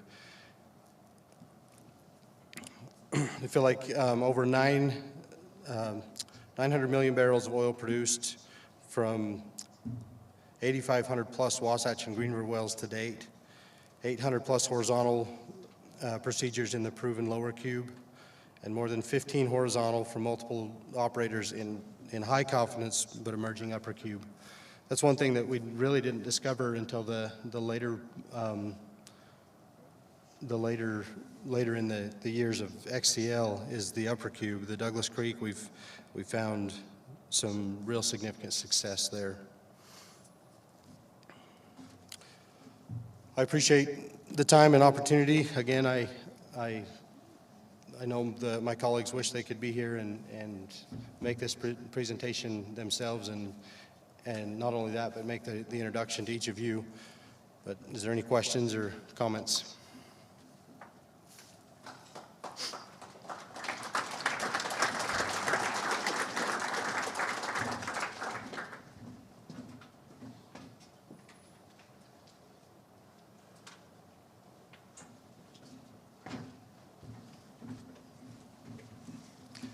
Well, thank you, Scott. You're an old timer in the basin, but we'd like to welcome SM here, and we look forward to your success. We now will turn the time over for our legislative and policy update. I believe Senator Winterton, are you going to begin, or who's first? Oh, you're both? Okay. Representative Watkins, and then it'll be followed by Senator Winterton.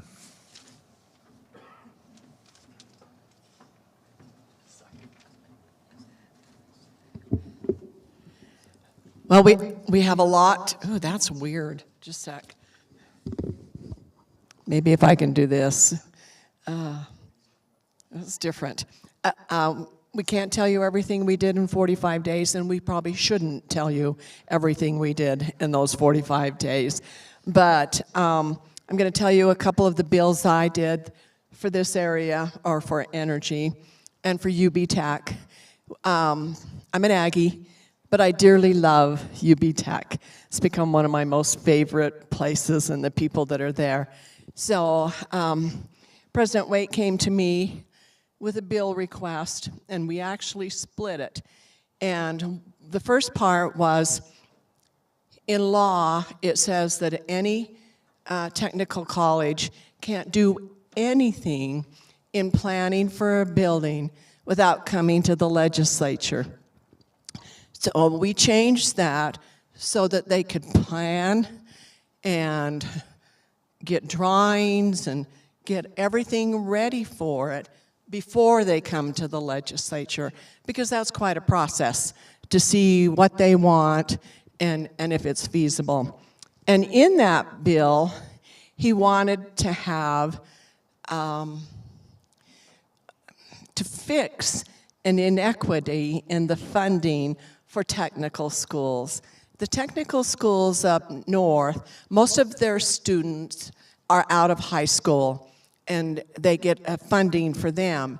In our rural areas, a lot of the students are still in high school, and they're not getting funded for those.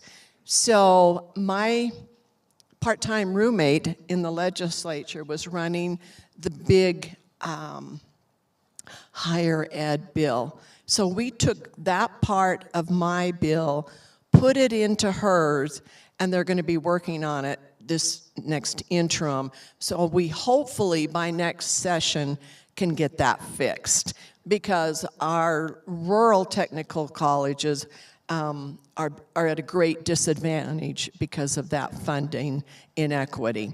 And so mine passed, so we're good with that. Another one that I did was called Geologic Carbon Storage Amendments, and it deals with the Class 6 wells.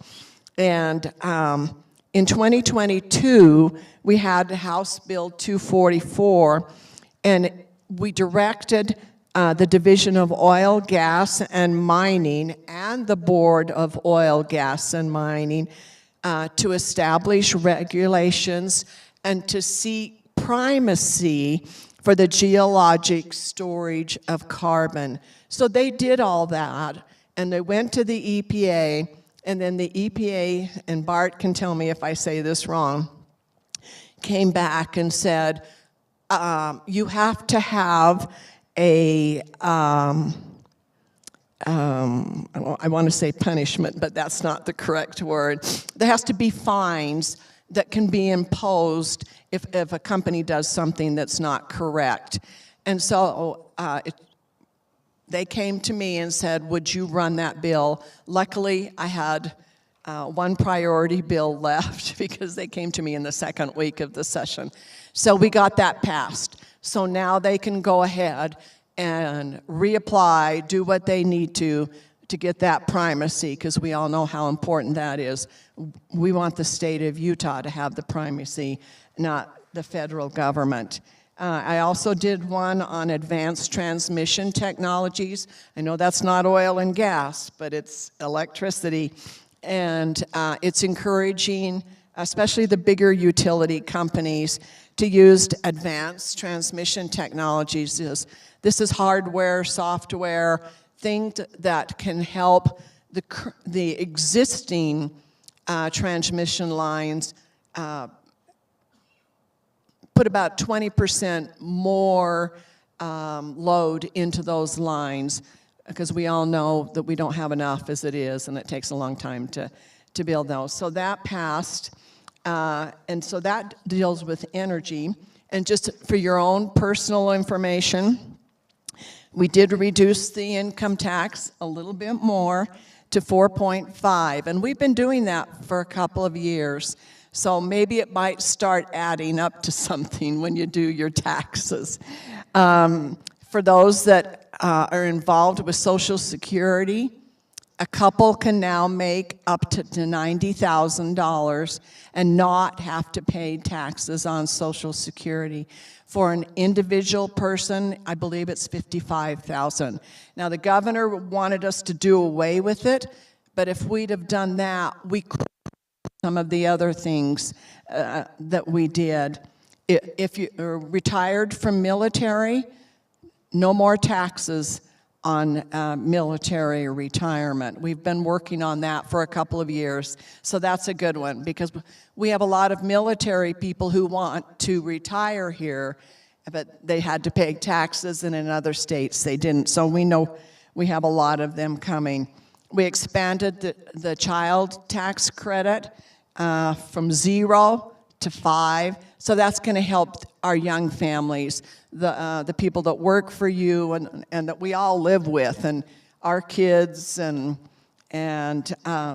so that's going to help. So we did some good things this year, and those are the things I'm going to talk to you about. I did other bills and things, but these are the ones that are probably more relevant for you. So Senator Winterton, you can, he was the floor sponsor in the Senate for my geologic bill. So we worked together on all these things.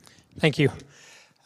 For this group, one of the bills that I ran was, see Gordon over here, but we did one that had to do with mineral rights.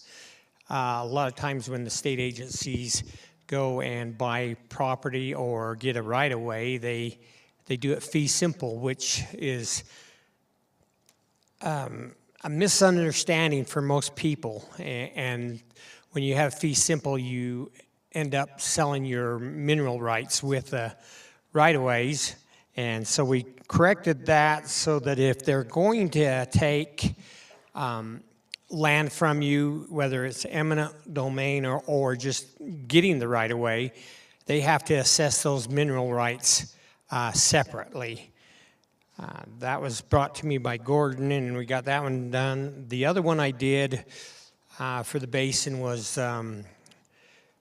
we did the tax or severance tax for local road impacts. So it's 5 cents a barrel of oil, or 5 cents or a quarter cent on natural gas. That's a 3-year program which will come back, and the counties will have to justify where they spent the money on the roads. And after 3 years, we'll look at it and see if we've accomplished what we wanted to. We've worked at that for about 4 years, and I wanted to just take what we're paying in severance tax portion and leave it here in the basin, and wasn't able to do it, but this year we got this one done. Other bills that I did, I'm trying to think, I messed with the governor's cabinet a little bit, clarified the Office of Energy Director and also the Public Lands Director. They took them out of the cabinet and put them under Division of Natural Resources. I redid that and put them back so that the governor they report to the governor. It's a more efficient way that doesn't get lost in having the Director of Natural Resources has like 13 different divisions that he reports to the governor on, and we felt like that energy was probably an important part, and also the public lands. So other than that, I think I did 9 bills, and those are the 3 that stands out in front of me. I did one for the refugees. We've always had it in the state that we provided services for refugees, but never was in code. So we put that in code so that it continues to move forward.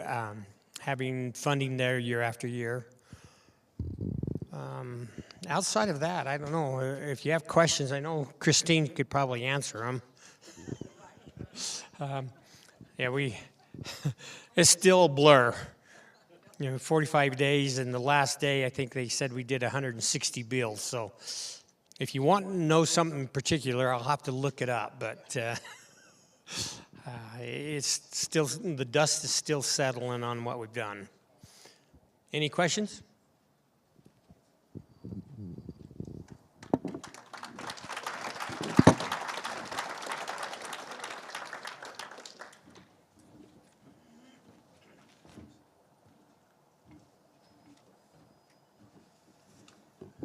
We appreciate your service in the legislature. Thank you both, Senator Winterton and Representative Watkins.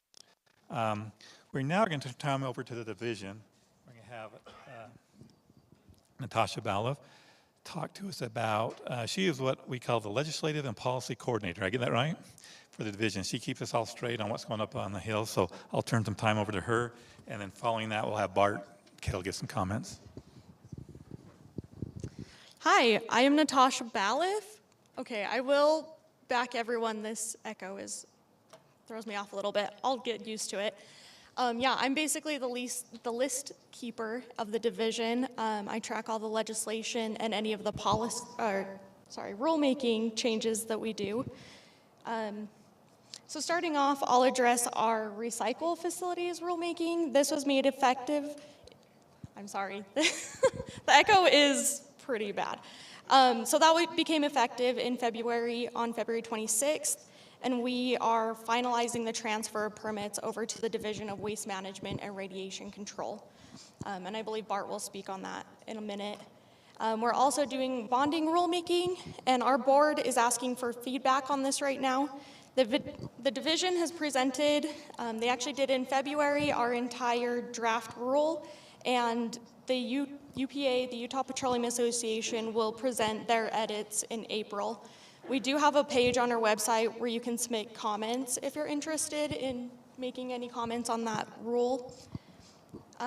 We also have Class 6 or carbon sequestration rulemaking. We're finalizing that rule, and we're expecting to go before the board in May to ask for that formal rulemaking. And we're very grateful to Representative Watkins for running House Bill 352, the geologic carbon storage. As she said, this gives our board the authority to impose civil and criminal penalties, which is an EPA requirement. We're hoping that that was one of our final roadblocks and that this will be a smooth process. I believe I already mentioned we will be going before our board in May to begin that formal process. And another bill that I'll mention from the legislative session was House Bill 478, brine mining. And this one gives our board authority to establish rules for the deep brine wells, and we'll begin that rulemaking soon. If you have any questions, I'm happy to try my best to answer them. If not, I'll hand the mic off to Bart. Perfect, I love no questions.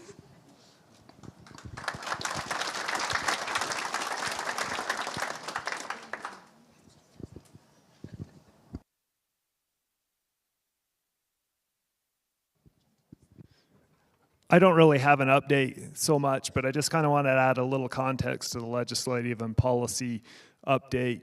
I know when I was in the field or when I was growing up in the basin, kind of the last thing I was worried about was what was happening in the legislative session. So I just want to tie how it affects what all of you are doing on a daily basis. Back in the day, I can remember my dad having a conversation in the parking lot of Metro. Anybody here remember where Metro is? We probably all know where Metro Hill is, but don't really know where the Metro was. So anyway, it was just a couple of days ago, but they were talking about reusing produced water in the basin. And kind of fast forward to where we are today, we're actually going to be reusing produced water here in the basin. And it's kind of accumulation of effort. It was the county commissioners coming to the table. It was legislatures like Senator Winterton, Representative Watkins, coming to the table, coming out on the ground, literally kicking rocks, looking at what the need was and understanding it and coming up with a bill. And then it was industry in the form of that time XEL and the Utah Petroleum Association kind of supporting this, informing people, helping them understand how it could be possible. It resulted in a bill that went through the legislature. Now we have policy in place where we actually have the certainty of like, this is how we can reuse produced water in the basin. So anyway, I don't really have an update. I just kind of wanted to give a little brief, like that's what it means on the ground is it takes all of these things to get to the end result where you as an industry have the opportunity to kind of use something like produced water.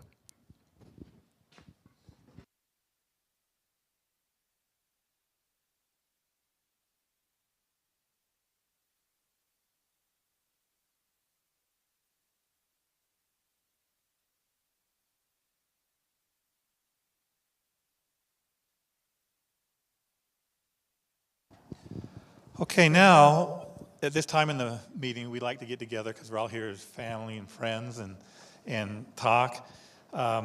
It's our time to talk about collaboration, any announcements, or any public comments we may have we want to share with one another. This is why this meeting really came about 25 years ago, is just to get together and talk and see what we can do together to make this a better working group, to get along better, and to see where this industry's grown in the last many years. So anything from any of the state divisions that are here? Want to bring up? You've heard from DEQ today. Anyone else here? Well, lunch is on its way, so if you end early, you won't get lunch for a bit. So, is it close? It's here. Okay, that's not going to motivate them to say anything. Any comments? Okay, with that in mind, I'd like to thank all our speakers today for your participation and coming out here. It always makes it better when you get involved. Appreciate Duchesne County for providing the breakfast and the snacks today. And we'll now conclude this meeting, and lunch is available in the back. Where's it at, Bart? In the arena, or? Yeah, lunch is being set up in the hallway. It just barely got here, so if you could kind of give us a couple of minutes to get everything set out, and then come out and get it. Okay, and one more question. Do we have a date for the next meeting? Oh, that's a hard question. Yeah, we do, but I can't remember it off the top of my head. Okay, well, it'll be happening, so we'll keep you informed. And if you know if people want to be invited to this meeting, email one of us and we can get you on that list so you'll get notified. Or if you have others that would be interested in this, let them know. So thank you.